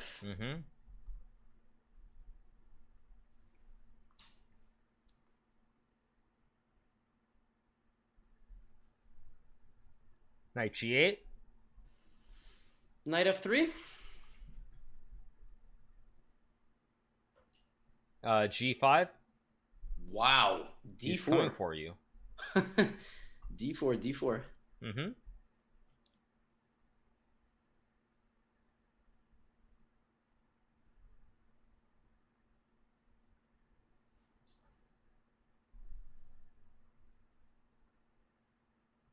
F6. Oh man, I was getting really like pumped. I thought this guy was Super prepared. Yeah. I know. Bishop C4. Yeah, that's not. I thought he was going G4 and the whole way. I was ready to sacrifice everything, but I'll take this. Yeah, not gonna happen. What is with these games, by the way? You're getting all these fights. I'm getting Knight to C6. I don't know what I'm getting. Alrighty. Knight takes G5. FG5. Queen H5 check. Pre-move Queen F7. Yeah. Yeah, this is why you always lose in sub battles, Levy. Like you've literally won 2 games in like 20 moves, and I think both my games have gone like 35 moves plus. Like it's insane. I know, man. I don't know, but it's weird because my guys yeah, I don't know. Why are they still the same rating? Is it because you guys have higher upside? Like, yeah, I mean we're just better. All right, let's see this next game. Okay, let's go. Next game. Let me make sure it shows up, actually. Let me close this. No, it should be good. Yeah, so I realized that if you click the last completed game by the account you're following, it auto pops up. So like if you click on the at the top right, if you don't X out of the finished game, then the new game pops up over that game, if that makes sense.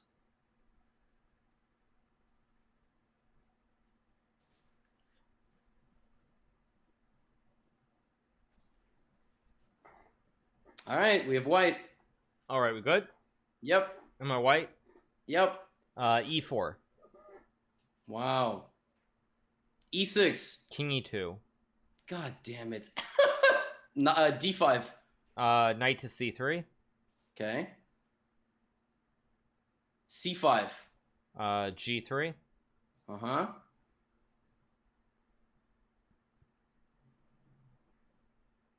Knight C6. Bishop G2. E5.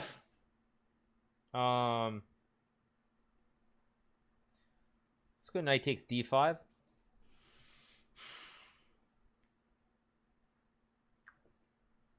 Bishop G4 check. F3. Bishop E6. Knight to E3. Uh-huh. Knight F6. D3. Bishop D6. Bishop to h3.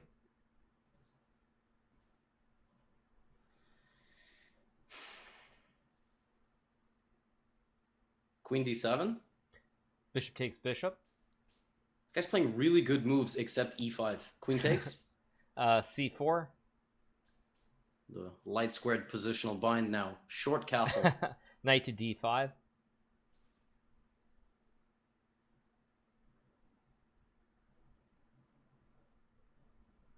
Knight d4 check. King f2. Yep.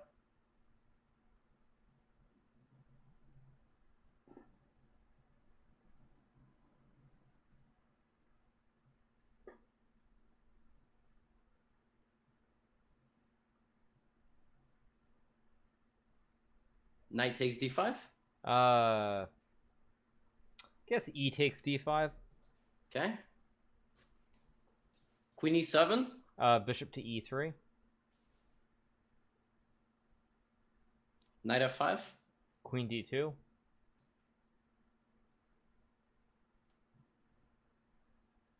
f6. Knight to e2. Yep. Rook a b8. Knight to c3.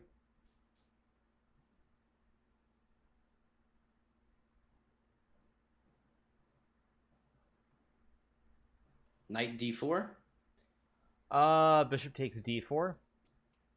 ed. Knight e4.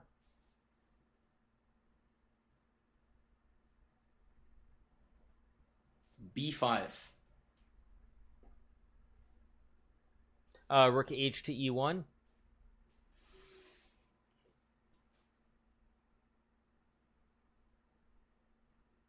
Rook b6.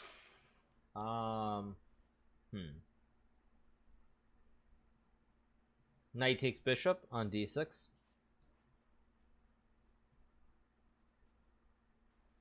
Queen d6. Rook to e6.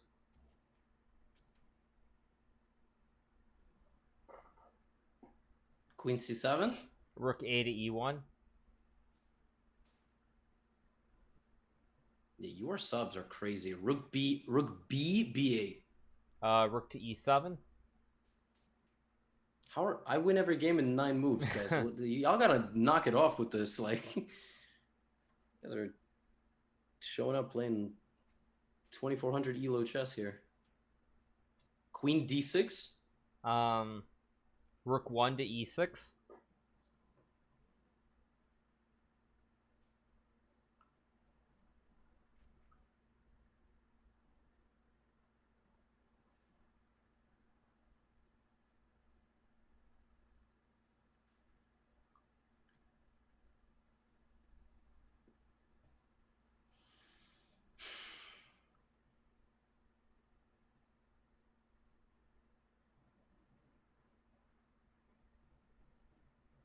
Patiently waiting here. Mm-hmm.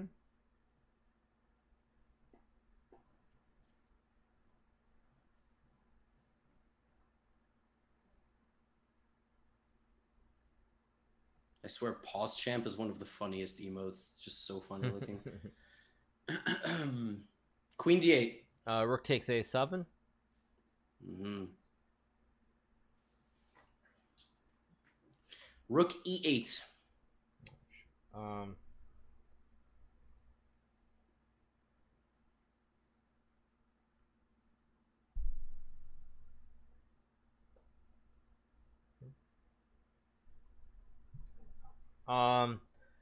You said rook e8, right? Yep. Pawn to b3.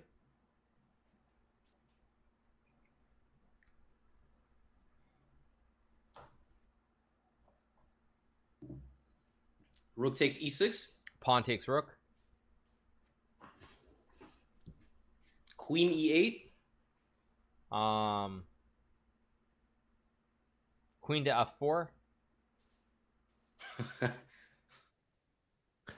We're sorry to interrupt this blindfold game of Hikaru's.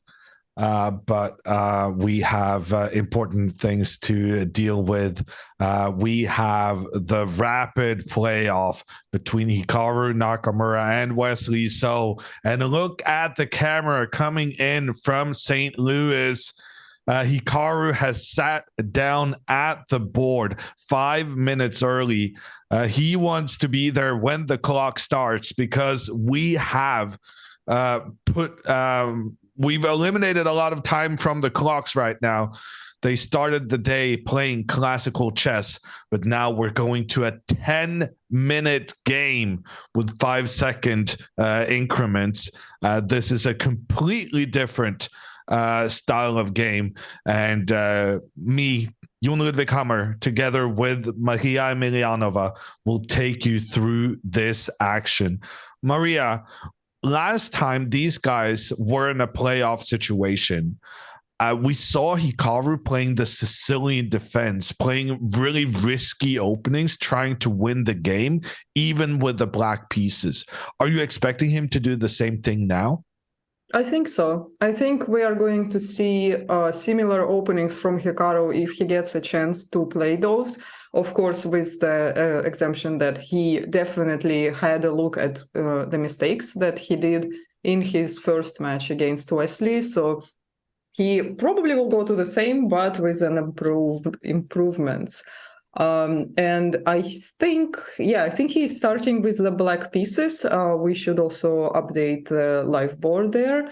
But yeah, I think it's a perfect situation to be at, to start with the black pieces, to put the pressure if you can, and leave the white pieces for as a cherry on top and to go all in there. And the reminder is Hikaru is in a great situation here, just like Arena Crush. He won all his matches, so he has two chances here. So even if it doesn't work today, he has another shot tomorrow.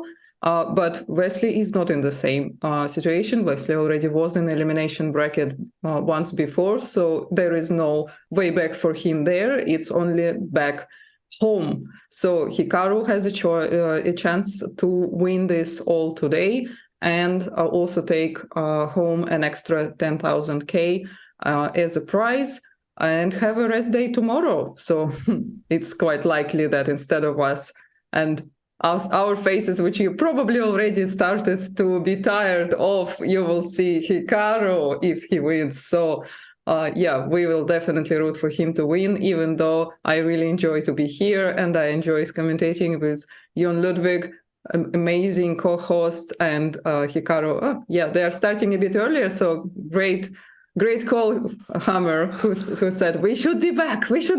I don't care about that blindfold game.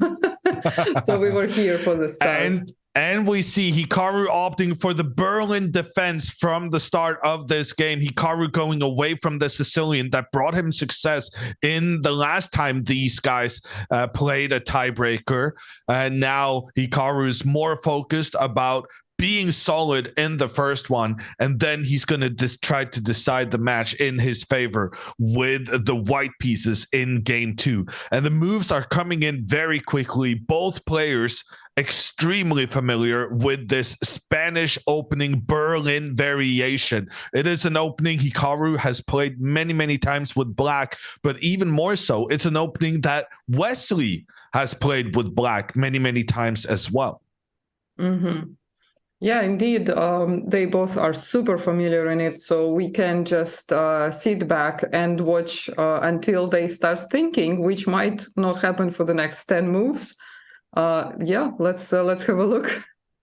So far, Hikaru's doing a good job of getting his pieces into play.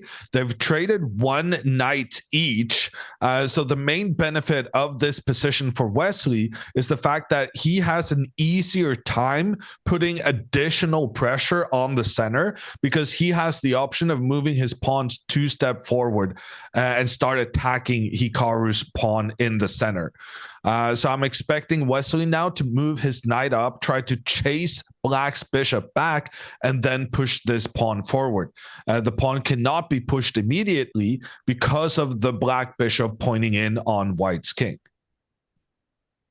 Okay, so bishop c7. Yeah, they're just blitzing out the moves. F4. That's an interesting move. Good aggressive play here from Wesley. Hikaru has not been able to get his king to safety just yet. That is a potential problem for him. But Hikaru keeps on making quick moves after this f4. Hikaru chose to capture that pawn. Wesley takes back. And then did Hikaru go d5? No, not I'm struggling yet. to see. Queen e7. Queen e7? Wait. Does Hikaru really have his king still in the center? I'm kind of concerned about that. Oh no, No, Hikaru sorry, took the he knight. took on c4 first and then queen e7. Yeah. Took the knight so that the knight is not making dangerous threats. And then queen e7, getting ready to potentially castle to the opposite side of where the white king is. Very interesting play from Hikaru. Wesley, he moved his rook into the center, I believe, or is he thinking?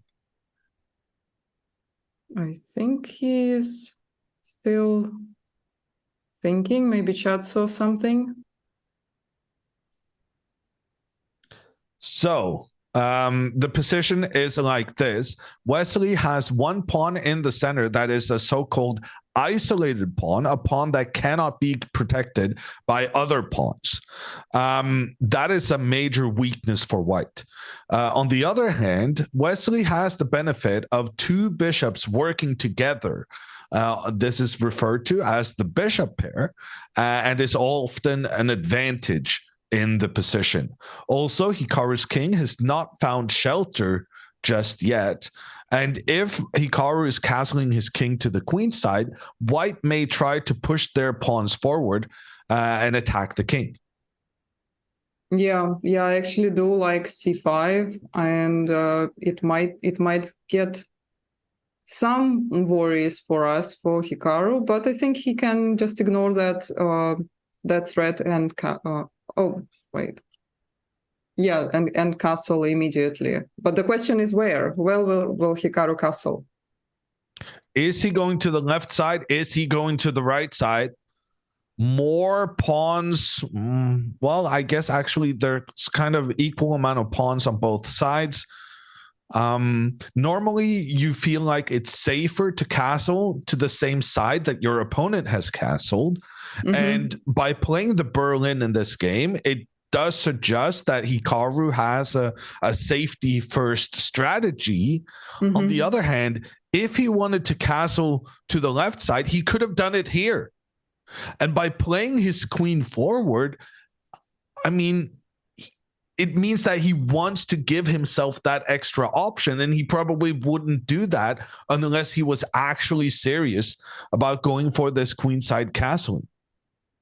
Mm-hmm. Yeah, fair enough. Or queen e7 does indicate that it's not for the pressure on e4 pawn, but more like for the long castle, although as well for c5 maybe being less tempting for white to do.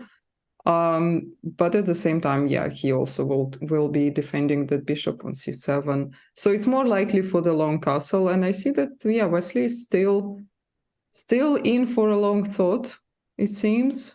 Wesley comes in with his rook, pointing down on the black pawn on d6. Engine now recommending that Hikaru go for the queenside castling. And if the kings goes to opposite directions, I think this game and its drawishness, just put that aside, I think this game is going to have a winner.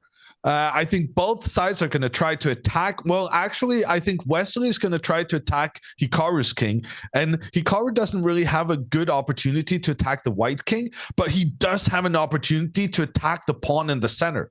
So Hikaru will attack in the center. Wesley will try to attack on the flanks. And either Hikaru will win a pawn in the middle of the board, or Wesley will break through with a devastating attack. Either way, I think this game will have a winner. Yeah, good call. Yeah, Hikaru did play long castle. And Wesley is already 3 minutes below, even almost 4 minutes below on his clock. Hikaru barely spent any time for his moves so far. Yeah. So I mean, in such a tricky position, I mean, you gotta favor the guy with an extra 4 minutes on the clock. I don't see how you cannot. For sure. And yeah, he plays King H1 after a long thought, and Hikaru almost instantly already has a response. Yeah, rook to E8, rook E1, and now something is gonna happen. Although Hikaru probably will play King B8, yeah, easy decision. Well, I'm not sure how that was easy, but I guess there were some situations in which the queen could come in and give a check on the king. Now Wesley's got to start pushing the pawns. Yeah. So B4, you think will happen? A4 maybe? A4. But he just moved the rook away, so he cannot put A5. Yeah, but just in general, you know, throw the sink at him. Just get all the pawns involved. The difference is that if you push B4 first, you weaken this guy. So pushing the other guy first is less committal. F3 seems a little bit slow. Maybe Hikaru can also create something on the king's side, like G6. Well, I'm noticing this square E5. This is a square where there are no white pawns that can attack. So if Hikaru manages to get a piece like his bishop jumping over his pawn, that would be an amazing outpost for that bishop. And look at this. Wow. Hikaru being very aggressive with his pawn, chasing the white bishop back. And when that bishop moves back, do you think Hikaru wants to put both his queen and his bishop on the same file, on the same diagonal, working together with an attack against the white king? I like that. I also liked your idea with putting the piece on E5, like knight D7, E5 is a good plan. But Hikaru goes for something much more concrete here. Yeah, also good. Knight up to E5. Well, basically, something is coming to this E5 square, either the queen or the knight. Yeah, bishop G3 on the board, but maybe just H5, H4 now. He also comes to H4 with the tempo. Great plan. Definitely, I think what Hikaru is going to do here. Wesley made the right choice moving the bishop here. He needed to have that bishop pointing towards the E5 square. He needed to try and stop the black queen from getting there. Hikaru says, I want to get my queen here, so I'm going to push my pawn up along the side of the board, try and chase your bishop back so that my queen can come where she belongs. But now Wesley has to move queen F5. Queen F5, decent move for Wesley to try and take control of this E5 square. If Wesley goes H3 to give his bishop an escape square, then Hikaru welcomes that because then he can start trying to attack these white pawns, try and trade them off. Yeah, definitely a strong move. So what does Wesley do? Wesley is wasting a lot of time. He's already below 4 minutes. Yeah, no, this is looking amazing for Hikaru. Hikaru's got a good position according to the computer. He's got more than 4 minutes on the clock, and he has an attack going on. Wesley does move the queen forward, queen to F5. Okay, so he attacks G5 pawn. The way is to defend it. Well, you either can push H4 because attacking on the bishop is stronger than the pawn. He can move the knight D7, E5. Yeah, defend the but pawn also, if you're going to this E5 square anyway, maybe it's just as good going to the G4 square. And actually here, an opportunity for Hikaru being suggested by the chess engines. If the pawn tries to chase the knight away, maybe we don't even move the knight. Maybe we just focus on trying to eliminate this black and the white bishop because this bishop is doing a great job of defending the dark squares around the white king. Let's take a look at what Hikaru went for. He does continue forward, chasing the bishop back. And then knight h5, not the expected square for the knight, but Hikaru is prioritizing being able to kick the white queen back before starting his next plan. Yeah, so the idea was knight g3 check, sacrificing the knight, and because it's also a fork on a king and a queen, Wesley would not have anything else but to take it. So Wesley goes with the king back. That is very unusual, to force the king to go back to g1. So he already loses 2 tempos this way for his king maneuvers. Hikaru now trying to decide between knight g7, which will kick white's queen back, or bishop b6. Bishop b6 is very tempting. I love this. Because it creates a trade with white's bishop. And then white loses the bishop pair, as well as losing this bishop on f2, which is basically the guardian of the dark squares in white's position. And once this bishop is traded off, Hikaru will just have supreme control of the dark squares in this position. Wow. Yeah. So, what f6 played instead, and b4 was played immediately. Now Wesley will have to blitz out moves because he's going to be really in a time scramble. So b4, delayed attack on the queen side. There are still a lot of moves for Wesley to do to create any danger for Hikaru. And he plays... No, he did not play yet. Hikaru is thinking. Knight to f4 on the board. The knight very well located in towards the center. The problem now is that which we'll be happy with.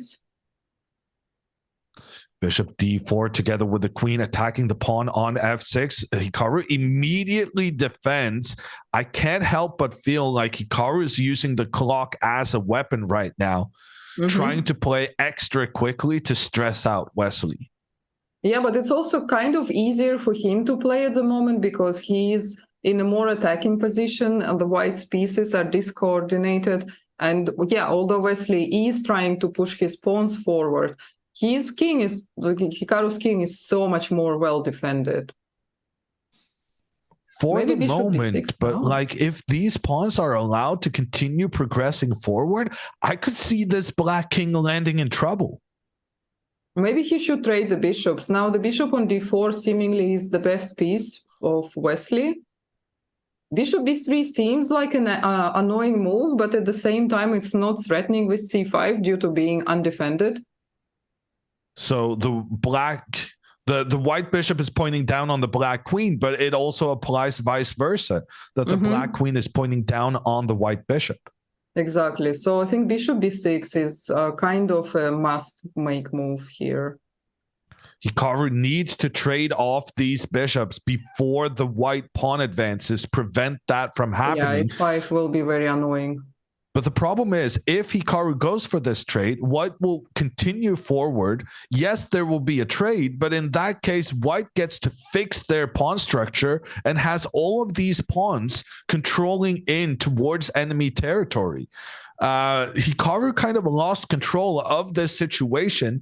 Not too long ago, he had a very pleasant, comfortable position. But with this attack of the white pawns, Hikaru has started to realize that this is very dangerous for both sides. And I think Hikaru is smart to take this time now and consider some of the options.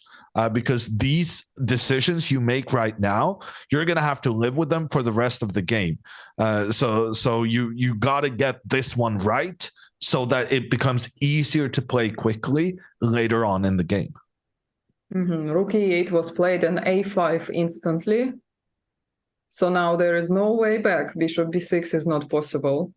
Well, Hikaru can go for the trade of queens. If Hikaru thinks like this black and white attack is very dangerous and uncomfortable, he can go back to the main idea of playing the Berlin, which was to just stay solid and not take big risks with the black pieces.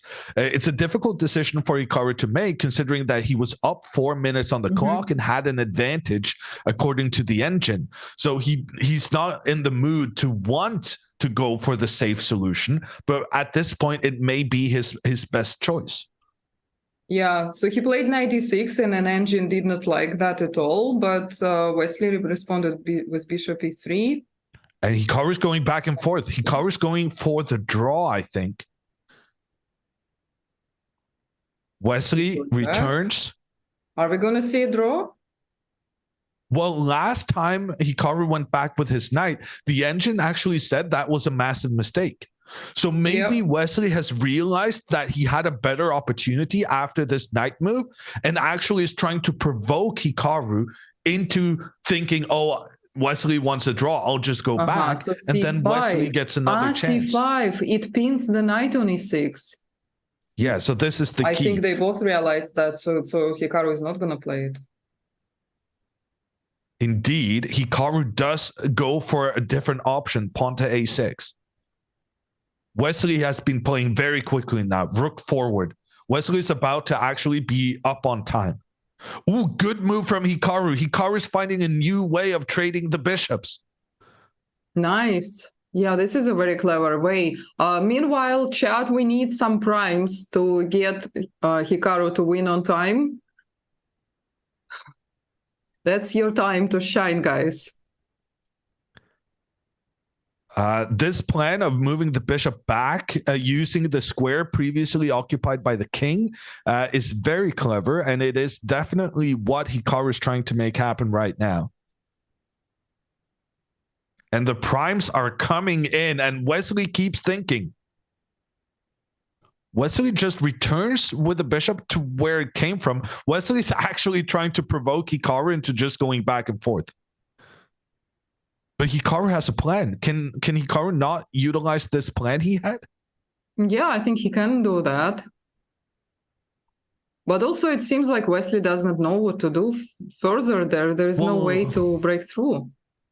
Well, either player is struggling to find a good plan here, right? I still don't understand what happens if Hikaru just tries to complete his bishop trade plan. Maybe if he moves the bishop away, b5 becomes possible. Ah, good call, good call. But he's done it. Hikaru does move the bishop back, and now pawn to b5 is almost winning for white, and Wesley plays it. Uh-oh. Guys, we need more primes. Hikaru can go bishop a7 and try to make this trade. The problem now is that after bishop a7, Wesley just continues forward with his pawn, completely blocking this bishop in. This bishop has nowhere to go. On the other hand, then the situation is kind of blocked with the pawns as well. At least Hikaru's king is feeling safe. Wow. c5 is one of the ideas from chat to block it that way. Yeah, c5 also decent option. Yeah, but b6 is, yeah. This is not as bad for Hikaru as I made it out to be initially. I misjudged how bad this is going to be. I think it's fine.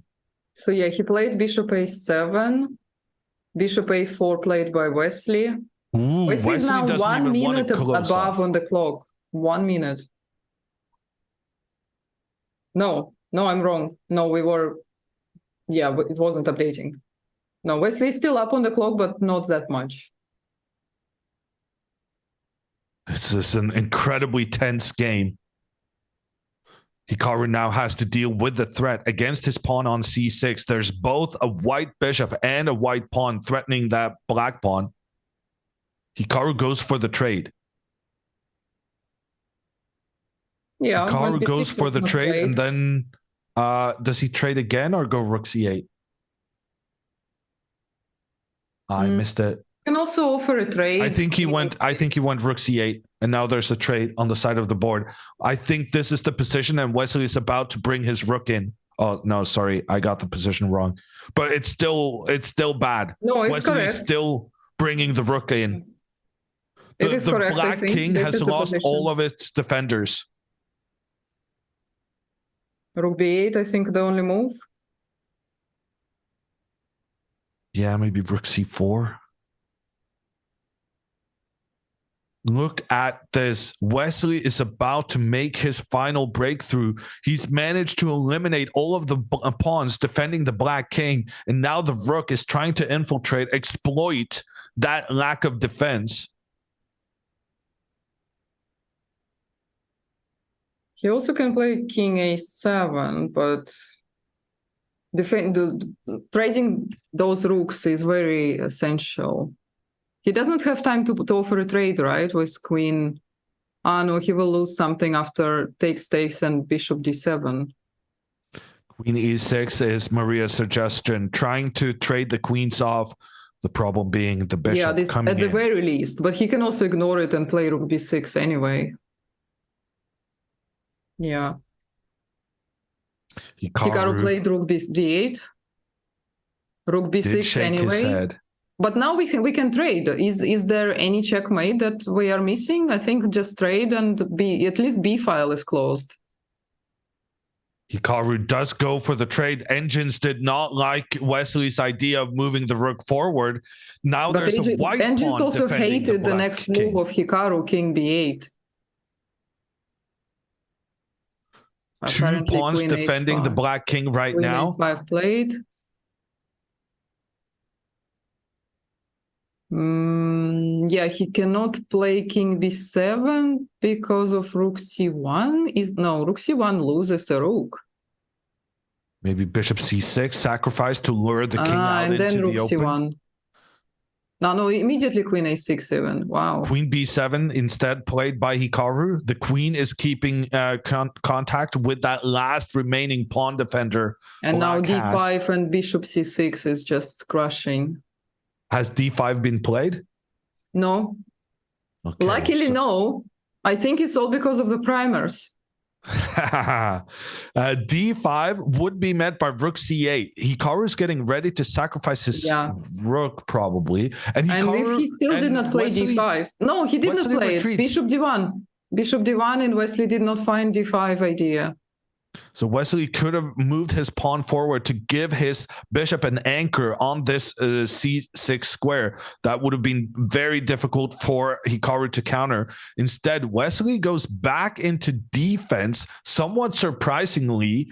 Hikaru maybe bishop f3 is the idea, bishop f3 and e5, or he simply wanted to avoid losing bishop a f3 rook. was definitely the idea. Hikaru now tries to move his pawn up, trying to provoke the white pawn defending the white king to move forward. If that pawn moves forward, the knight will come in to attack the rook.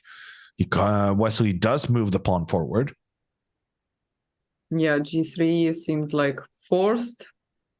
And now what, knight g2?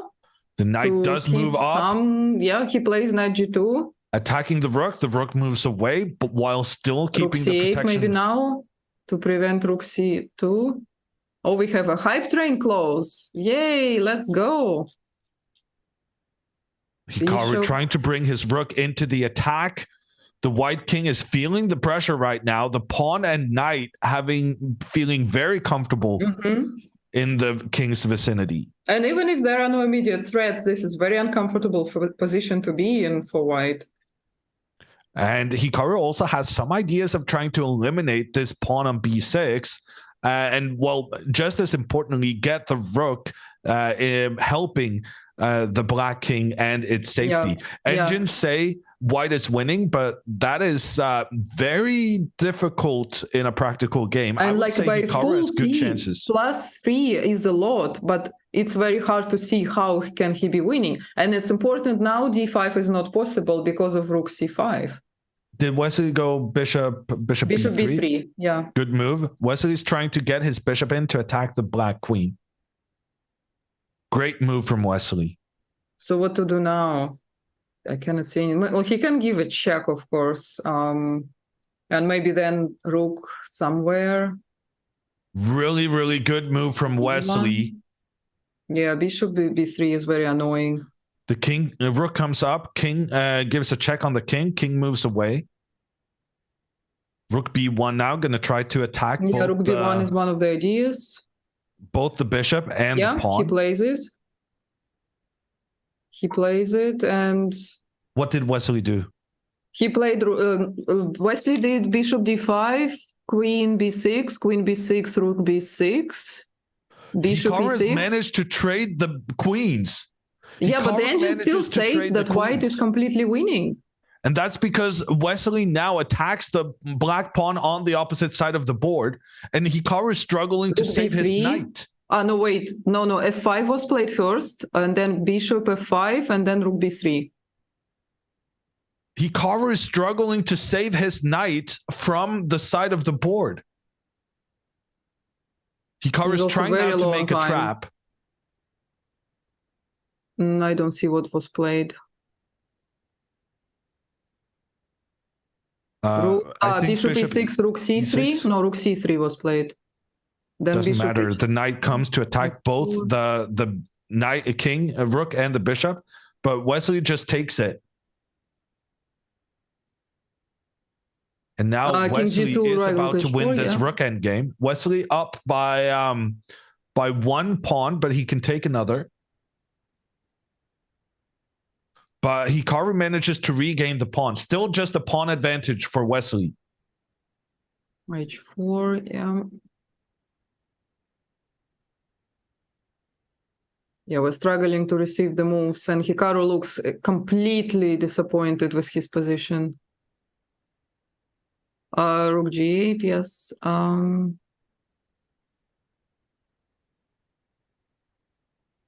c7. I need a no, white wait. move first. H5, pawn trying H5, to become yes. a new queen. H5, king c7. Pawn just continues for Wesley. Hikaru H6. needs to start running with his pawn. No, he moves over with the king. Hikaru is trying to stop this white pawn and then use his own pawn as a distraction afterwards. King d7, The pawn H7. one step away from becoming a new queen. But Hikaru keeps bringing his king over to try and stop everything. Wesley moves the rook up, making sure that the black pawn cannot continue. Hikaru needs to move his king over. The clocks have now updated. 30 seconds for each player. Mm-hmm. Wesley attacking the pawn with his rook. Hikaru has to go back to protect. Yeah. No, he moves D5. up. Interesting play by Hikaru. He sacrifices his pawn to give white doubled pawns in the center. And then a5. And then he's going to use the pawn on the side of the board as a distraction. Good try from Hikaru. No, he resigned. Oh, no. Rook takes h6 and he resigned. Yeah, great move in return from Wesley. Wesley realized he doesn't even have to take this pawn in the center. He just has to make sure that. The point being that if Hikaru now captures the pawn on the side of the board, Wesley will be able to make the trade between the rooks, and then he will have a winning pawn endgame. This extra pawn would be guided home by the white king, and Hikaru loses the first game after having had great chances during it. A devastating loss for Hikaru in a game he was pushing to win. He was up 4 minutes on the clock. He was playing aggressively, castling to the opposite side as what Wesley did, but he kind of couldn't find a way to improve his position. And in the meantime, Wesley pushed his queenside pawns up the board to start an attack on the black king. A good kind of bad opening from Wesley, but after that, he just played magnificently. And now Hikaru is in a tricky spot. He needs to win with the white pieces to equalize the match and get blitz playoffs. Exactly. Yeah, just in 5 minutes we will see it. Meanwhile, the women American Cup just started, so we could have a look at that real quick. if you can pull that game up. Yeah, they just started playing, I think, because their game lasted so much longer. They are a bit delayed. And yeah, here we can see Alice playing with white pieces, who came back in her match against Arena Crush today with great play. And okay, maybe Arena is much more to blame there for a loss rather than Alice to praise for a win, but she still managed to capitalize on that position and win the game. Yes, she did win the classical game earlier. So we're gonna let the girls play because I'm watching the camera from St. Louis. And they're already back. Hikaru's still sitting at the board. He didn't leave. He's just sitting there ready for the next game to start. He is very... Yeah. It's very important now to find this balance before the next game, to forget about it. As he says himself, a short-term memory loss is very important, and currently we can see that he's struggling to find that. He is really disappointed with this game. And Wesley's back. They are going to start the game already. Meanwhile, 10 gifted subs. Again, Minecart, thank you for another 10 gifted. And they're starting. Let's see. Hikaru goes for the... Is that the queen pawn opening? That's the first for him this tournament. Wesley moving his knight out, getting the bishop into the game. This is the opening we've been seeing between these two guys, with the with Wesley having the white pieces. Now suddenly Wesley is having the black pieces. Yeah, that's why not? They know how to serve from both hands here. They know that this opening inside out with the same color, with both colors. To be honest with you, I'm just guessing what the moves are. I guess correctly based on what we saw on the video feed. Yeah, after bishop d3, bishop d6. Are you getting the moves now? Yeah. Yeah. Hikaru castles his king. Wesley not moving his bishop out to influence towards the center, instead focusing on his rook, controlling the e4 square. Hikaru is not being super aggressive with his piece placements, but he got all the pieces out, and now he's ready to attack with his pawns on the queen side, on the left side of the board. What is a3? That's a good question, actually. Why did he play a3? He wants to go b4, b5, use his pawns to attack on the queen side. And to actually exploit this b6 move by placing the pawn on b5, controlling both a6 and c6 squares. That is the optimal location for that pawn to move forward. So for black now is the question, will he prevent that by c5? And he does. He plays c5. Aggressive play in the center from Wesley. Now the question is, how does Hikaru respond to this aggression? And most importantly, can Hikaru capture this pawn, allowing black to get two nice pawns next to each other in the middle, but then maybe responding by challenging that influence with a pawn sacrifice? He plays rook c1. And Wesley has a chance to play c4. Yeah, Wesley is not going to play c4. Let me tell you, there's nothing Wesley wants more here than to just get a draw and equalize the match. Pawn to c4 is the kind of move you play when you're desperately trying to win, because Wow, and Wesley has done it.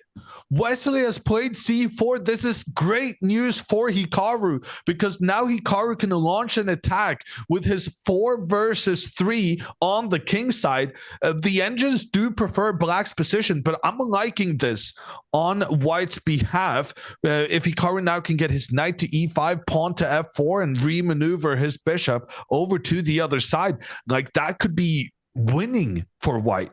So now Wesley has to tread extremely carefully because Hikaru has such an easy plan of just trying to attack. And Wesley plays bishop G4. Bishop G4 attacking the knight. Okay, makes sense because you don't want the knight to move into the center. But that helps us to play H3 and get one move closer to attacking the black king. Yeah, but the question is, will Wesley, with this plan, manage to avoid or manage to trade that bishop we have pointing bishop down? H5 and bishop G6. Yeah. So here Hikaru can launch the attack, and he's probably going to. But Wesley manages to make a trade with one of our key pieces pointing down on that black king. Maybe that's the plan for Wesley, yeah. But then we will just have to take it and continue playing this way. Maybe still prepare H4, H5. Yeah, in a must-win situation, I think Hikaru's just got to go for it. Pawn 2 steps forward in front of the king. Who cares? You just gotta rush it. Hikaru does attack the bishop. The bishop goes back. Queen moving to a. I did not expect that, I must say. Yeah, unexpected square. But actually, the engine agrees with Hikaru. So what Hikaru wants to do now is play knight to E5 as a pawn sacrifice. So Hikaru wants to go knight E5, give up a pawn here in the middle, but in return, he rushes his pawns forward and actually traps this bishop. The bishop has nowhere to escape, and so the advance of the pawns have actually succeeded in winning the bishop. And with that, Hikaru would probably win the game. So this is the kind of thing Hikaru is trying to do right now. Yeah, and now Wesley is thinking. For the first time, he's thinking for quite a while. And yeah, what he's gonna do. Yeah, A6 seems like a logical move. Or maybe finishing development with the knight to D7. Well, Leviathan is suggesting, how about just capturing the knight before the pawn starts rushing forward or before the knight manages to sacrifice itself? This is very dangerous. Yeah, but it's worth mentioning that after takes, this does open up the G file for a white rook. So white would be happy to make this trade because then you have more potential of attacking the black king. Yeah, the doubled pawns are definitely not the main concern here. Hikaru will go all in, and that is very dangerous for Wesley, who only needs a draw here. He will try to play safe. Well, Wesley did not play safe when he played the move C4, though. So Wesley's already kind of invited to the party, and now he's stuck in maybe a somewhat more exciting party than what he was hoping for. Well, he will do exciting, but he will not do overly exciting by opening up the G file. That's what I mean. Wesley's taking his time here. Yeah, he's taking a lot of time. Good move by Hikaru. Queen A4. That was unexpected. And you can see how unexpected it was based on Wesley's reply. Or rather, how much time. The lack of reply, yeah. Yeah. It's been like 2.5 minutes now. That might cost him. Well, Wesley was down 4 minutes in the previous game, and he still managed to turn it around for a win. So if anything, what Wesley has proved today is that he is capable, even when he's down on the clock, even when he's under pressure. But now he's under pressure in a completely different way, in that he needs to defend in order to win. And that's so different than having to kind of just find the best practical moves to survive a tricky position. Or maybe we just didn't have enough primers in the previous game.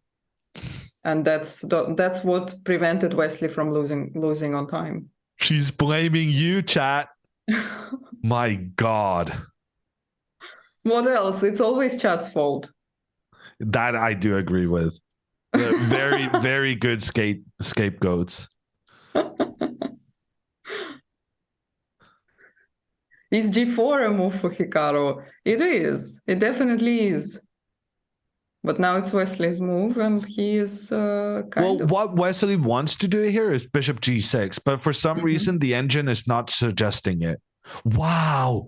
Bishop G6 takes E4. Sacrifice. Incredible play from Hikaru to discover these kind of hidden possibilities. Instead, Wesley went for something else. Wesley Knight just moved D7 his knight and Knight out. H4 played instantly. Knight H4, good move. Making sure that we survive. Our bishop pointing towards the black king survives. If now Wesley goes for the trade between the bishops, we can trade the knight instead. So that was the idea of Queen A4. Simply Yes. to exit from the pin and to play Knight H4 next move. Good plan from Hikaru, and Wesley keeps spending time. Yeah, he is already on 4 minutes, and A6 was played. A6 trying to push the pawns up, trying to chase away this white queen. But the queen can return. Yeah, The queen mission can has return been to completed. C2. And probably will. Absolutely no need for the queen to stay out there on the edge of the board. Yeah, exactly. The reason why Queen C2 did not play in the first place is because Bishop G6 would have been coming with the tempo. And now he plays. Queen C2 played. And now if Bishop G6 trying to attack said queen, we have the knight ready to take out that black bishop. Hikaru's having a great game so far. And he's putting pressure on Wesley on the board, on the clock. I think Hikaru is sensing that this could be the equalizer. That could be the equalizer indeed. So Wesley has a choice of Bishop G6 or Knight E4. Oh, I actually also like the idea of Knight F8 rerouting and playing to G6 with the knight, trying to trade the knights and Bishop G6, but that is like really long plan. Hikaru might play something crazy, F4, F5, for example. Thank you. We just had 5 gifted subs by Rosary Chess. Thank you, Rosary Chess, so much. Knight E4 played by Wesley, trying to block the queen's diagonal while also opening up an attack from the black queen on the white knight. The white knight can move into the center. Yeah, like Knight F5. Also maybe something like just simply F3. Push away the knight. Well, F3, we got to make sure this guy is not captured, right? Also, what happens? Yeah, no, there's a lot of ideas here, but most of them are just met by the black queen capturing the knight on the side of the board. But then we open up the F file. But yeah, Knight F5 seems more logical. Knight but now Bishop G6 is a good idea, is a plan. Eval Bar not liking this move from Hikaru, but to be honest with you, I don't see what's wrong. I guess Wesley now can go Bishop G6, and if Hikaru then captures in the center, Wesley can capture the knight to keep pointing down on the white queen. I kind of assumed that this would be a good position for Hikaru because Hikaru has the bishop pair, but the engines evaluate this as being favorable for black despite Hikaru having the bishops. Because the bishop on D2 is so inactive and blocked by its own pawns? Complicated relationships? That could be a problem. Instead, Wesley goes Bishop F3. What? What is this move? What is this move? That's not a move. Get off the board. Wesley His idea is Queen G5. Isn't he blundering Knight G3? Wesley sacrifices his bishop, and if that bishop is captured, the black queen can enter the game, giving a check on the king. But knight g3, why? If the king moves away, then the queen can capture a knight and also start creating a checkmating attack together with the black bishop. That would be a massive problem for Hikaru. So now Hikaru just has to find some kind of trick to stay in the game. Yeah, but I think maybe knight g3 immediately then. Knight g3 immediately, moving the knight to a square where there's already two black pieces pointing, but it's okay because we have that attack on the black bishop going at the same time. And Hikaru's going to find this 100% because it's the only way for Hikaru to avoid this game ending in a draw right now. And Hikaru has the time he needs to figure out this trickery. The big question, though, is what after knight to g3? What if the queen still comes up into the game? Then apparently knight takes knight is good for white. Is this obvious? Wesley could try to keep his bishop close to the white king and start a checkmating attack. Engines say Hikaru has the resources to dispel that attack. What a move by Wesley. That's, even if it does not work, it certainly is a great idea to do in a lower time control. It's got Hikaru thinking, that's for sure. He's really annoyed with this and trying to find the best move. Why not take d6, asks chat. Well, if you take that guy, the queen comes in, attacking together with the bishop. The bishop cannot be captured because of the pressure down towards the white king. And if Hikaru then moves his pawn forward, the queen manages to kind of sneak its way into the white camp for a potential checkmate. Yeah. Well, it's good that Hikaru has so much time up the clock. He still has another 2 minutes he can use. You got to kill the knight on e4, says Charlie. But if you do that, the bishop will recapture, making an attack against the queen and an attack against the knight. It is a good way of Hikaru kind of to, if he cannot find anything better, it's a bailout move. But it's a bailout move which the computers favor black. So preferably, we would love to see Hikaru discover this knight to g3 move, which is an incredible defensive resource, basically just putting the knight in the way of this potential attack. And if black captures this knight, we open up for our rook to chase the bishop back from its attacking position. And we don't just chase the bishop back. Afterwards, we also get to take a free pawn. Yes, he did it. He did knight g3.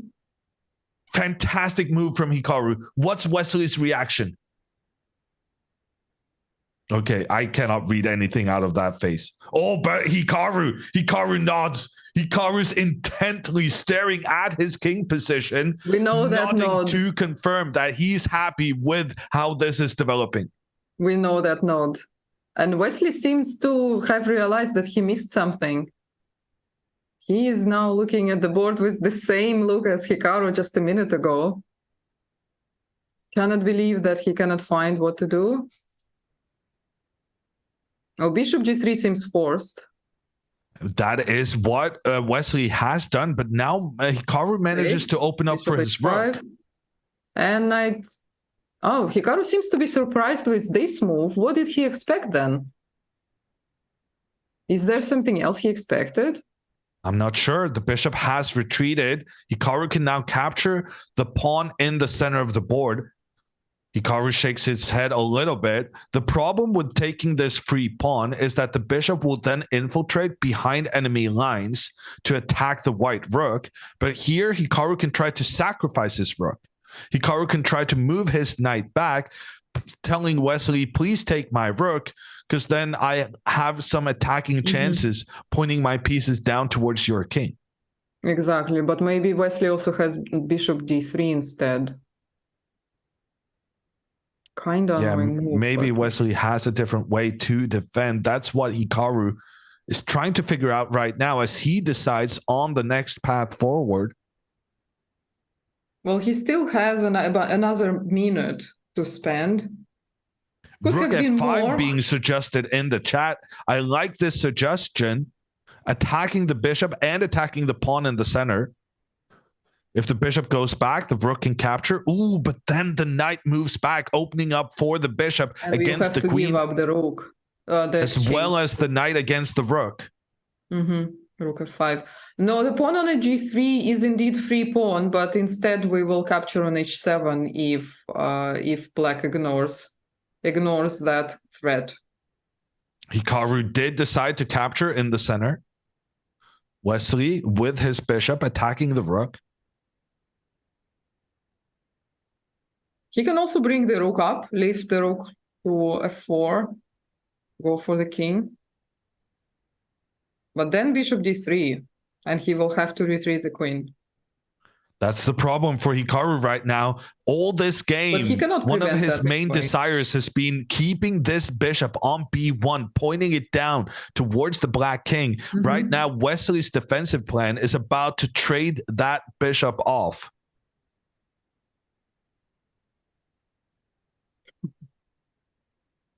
Yeah, we cannot stop bishop D3, so we have to accept that as a threat anyway. So what to do then? Rook F4, or he's about to make a move? Rook F4, he does it.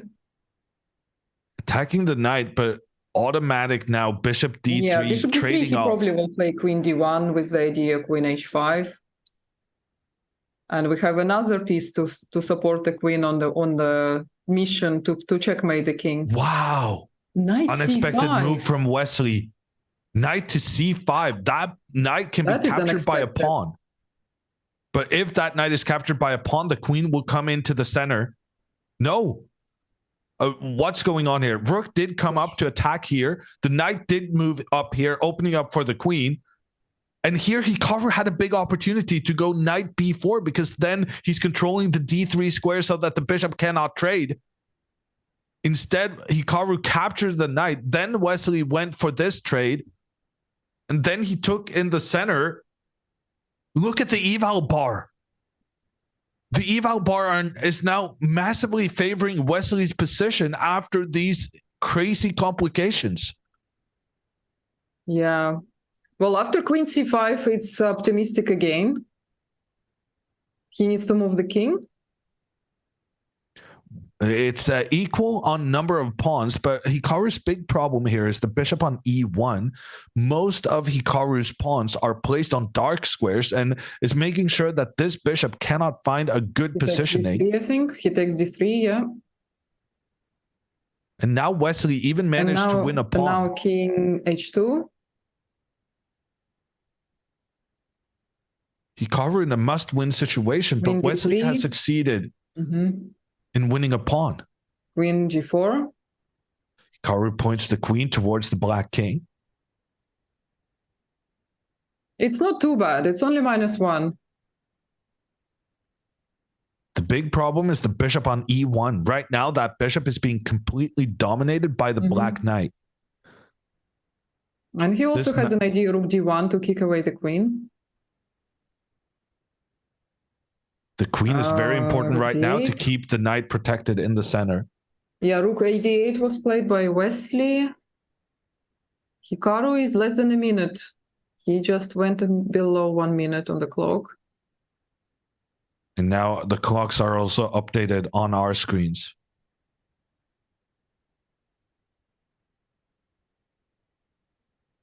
Hikaru very unhappy about how this game has progressed. Bishop C3 trying to point in towards an attack, but Wesley just trades off the bishop. Wesley knows that he wins this match with a draw, and he's exploiting that to the fullest extent, just trying to trade queens. Trading queens would be an equal position, but equals losing for Hikaru under the circumstances. Yeah, and he knows that queen H4 is a terrible move, but he has to do it. B5 is played. Wesley managing to protect all his pawns. The rooks working together in towards the black king. But now just rook d7 defends it all. Good move.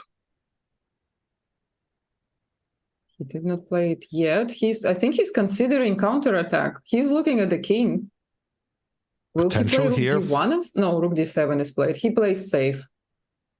Rook d1 and queen b1 was an idea for black.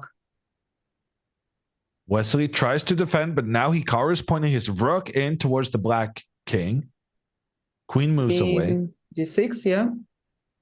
No. Rook f6.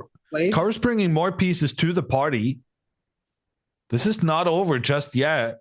And Wesley's Wesley is slightly getting lower on nervous. time. Rook e6. Now takes, and he can bring maybe the rook. Yeah, but Hikaru doesn't really want to trade. He has to. That's the only move. He has to trade. Unfortunately, he has to trade. Hikaru's going to go for queen g5, trying to go for checkmate. No. Queen g5, g6. Queen g5, g6 would avoid the checkmate. No, he has to take 15 seconds. No, he plays queen g5. Queen g5, checkmate threat on black's king. G6 pretty much only move. But Wesley's not playing it instantly. G6 would weaken the dark squares around the black king. No, he plays g6, rook. Oof. What did he play? Rook gf4. Hikaru goes for the trade of rooks. Anyway. Now he's looking at the pawn on a6. But now queen e7 will pin the rook. Queen e7, only good move for Wesley here, because pointing towards the white queen would prevent the white rook from moving over to the other side. He is now on 45 seconds. Wesley is getting low on time. Plays queen e7. Hikaru moves the queen away. Now he's threatening the pawn on a6. He looks a bit more content with this position. He starts nodding. Yeah, Hikaru is trying to push his pawn up along the side of the board, trying to create a checkmating attack on that black king. Rook Wesley go for the counterattack. Wesley goes for the counterattack. Hikaru can now sacrifice his rook and then capture the black rook. At least he wins a pawn. Yeah, he wins a pawn, but he loses any hope of winning the game. Yeah.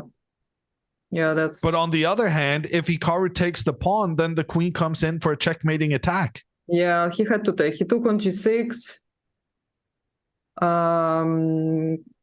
Hg6, queen takes d2, yeah. To be honest with you, I thought Hikaru was 2 pawns down, but he's actually only 1 pawn down. Yeah, but how do you win? Then we need to win. Hikaru's trying to move his king up. There were a bunch of moves. Queen e5, h4, king g7, king h3, a5. Yeah, the moves are coming in. You can just click to g4. Yeah, queen f6 Wesley's trying to stay safe with his queen close to the king. And Hikaru pushes the pawns up. Engine now saying that Hikaru has a way to make a draw, but that's not going to help. Hikaru needs to win this game. Played. King h7, g5. Hikaru has pawns defended by defending each other and very close to the black king. No, before he played before.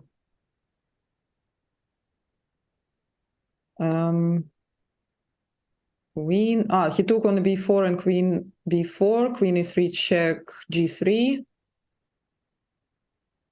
Am I missing something obvious? Can Wesley not just take this pawn? No, Wesley's trying to give checks. He's trying to continually give checks on the king. Yeah, he wants to just secure draw by repetition. Okay. Hikaru is trying to escape with his king to this f8 square. That's smart. But Wesley is trying to make sure Hikaru never gets there. B8. Where did Hikaru put the queen? B8? Yeah. B8, yeah. This king is not going anywhere, is Wesley's plan. Queen e3. And now if Hikaru goes back, then Wesley takes the pawn. Yeah, now So Hikaru brings his queen hand back, but now Wesley can take this guy. Queen f4. Hikaru going for the counterattack. Wesley can just bring his G8, I guess, king just back. stops it. And also king h8 stops it because you cannot take due to checkmate queen h2. Wesley does move the king back. Hikaru gives up the pawn. h7. This pawn can be captured, no? He can play king h8 as well. That's what he did, king h8. And we cannot take on f7. Yeah, good Shaking play from queen Wesley. c3. Queen c3 check.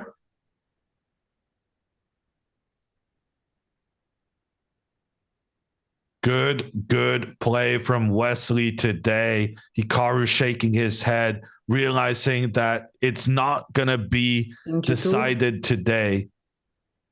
The black queen keeps giving checks on this king. Queen e3, I think? No. Queen a3? No, king f... okay, I'm confused. Yeah, king e4 was played.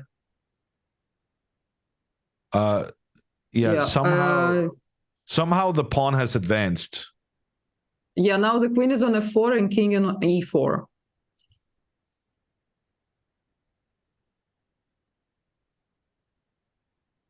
And yeah, the pawn on c3. Okay. And now he can play queen f6, but that does not give anything. Sorry, this is the current position. This is the position. Now queen d6. Queen d6. But now just c2. Well, queen e6 check seems. Oh yeah, queen e6 is well, also. c2 No, also he plays fine. c2. Yeah, getting a new queen. Hikaru doesn't have any checkmate threats. Yeah, the king will take on h7. Queen c5.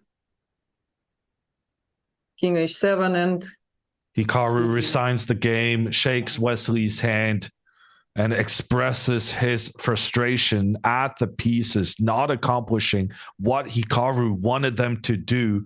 Wesley's soul proves that he is no push around. He wins the match today, but that doesn't mean the American Cup is over. If anything, that only means we get an additional day of chess. Wesley managing to win here means that Hikaru is going to have to use his second life in this double elimination competition. We return to the board tomorrow for more rapid chess to decide the winner. Wow, what a struggle between these two players. Wow. What a comeback from Wesley, winning 2 games back to back. That is a major accomplishment against Hikaru. Yeah, absolutely. It was a great games by Wesley, but the good thing is Hikaru has another chance tomorrow. Unfortunately, he's not gonna win an extra 10K for winning it overall, but you cannot win everything. He proven before that he can win the tiebreak against Wesley. He did it before. He can do it again. It was just one bad day, and he just needs to forget about it and come back fresh tomorrow. The good thing is we are here tomorrow again covering it for you guys. So we are getting one more day together, and I'm looking forward to that. And that means we're hoping to see you back tomorrow. Any final words? The final words are believe in Hikaru and send all your energy tomorrow, guys. Okay, guys. This epic American Cup run has not come to a conclusion. We will have a third match in a week between Wesley and Hikaru. Hikaru won the first one, Wesley won the second, and now everything is gonna be decided on Sunday. Stay tuned. Remember, Europeans, we are going to summertime, so that means the games tomorrow will start 1 hour later.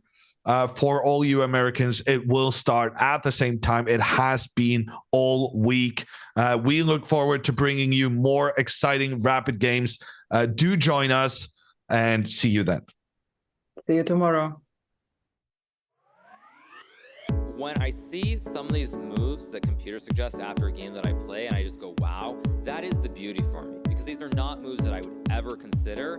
And when I then see the move and then like I might make a couple of moves to try and understand why, that is the beauty to me.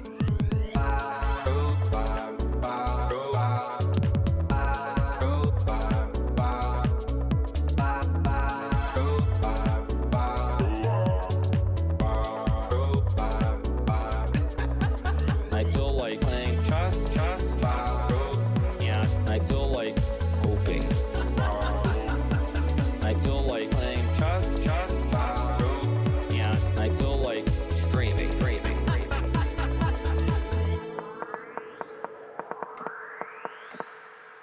I'm just trying to play as well as I can, and I don't really worry. Like, if I lose a game, it's not the end-all be-all.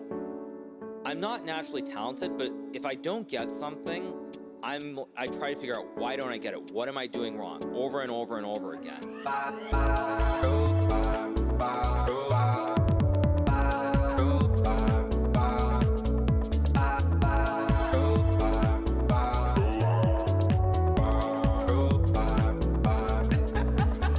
feel like playing chess, yeah, I feel like hoping. I feel like playing chess, yeah, I feel like streaming.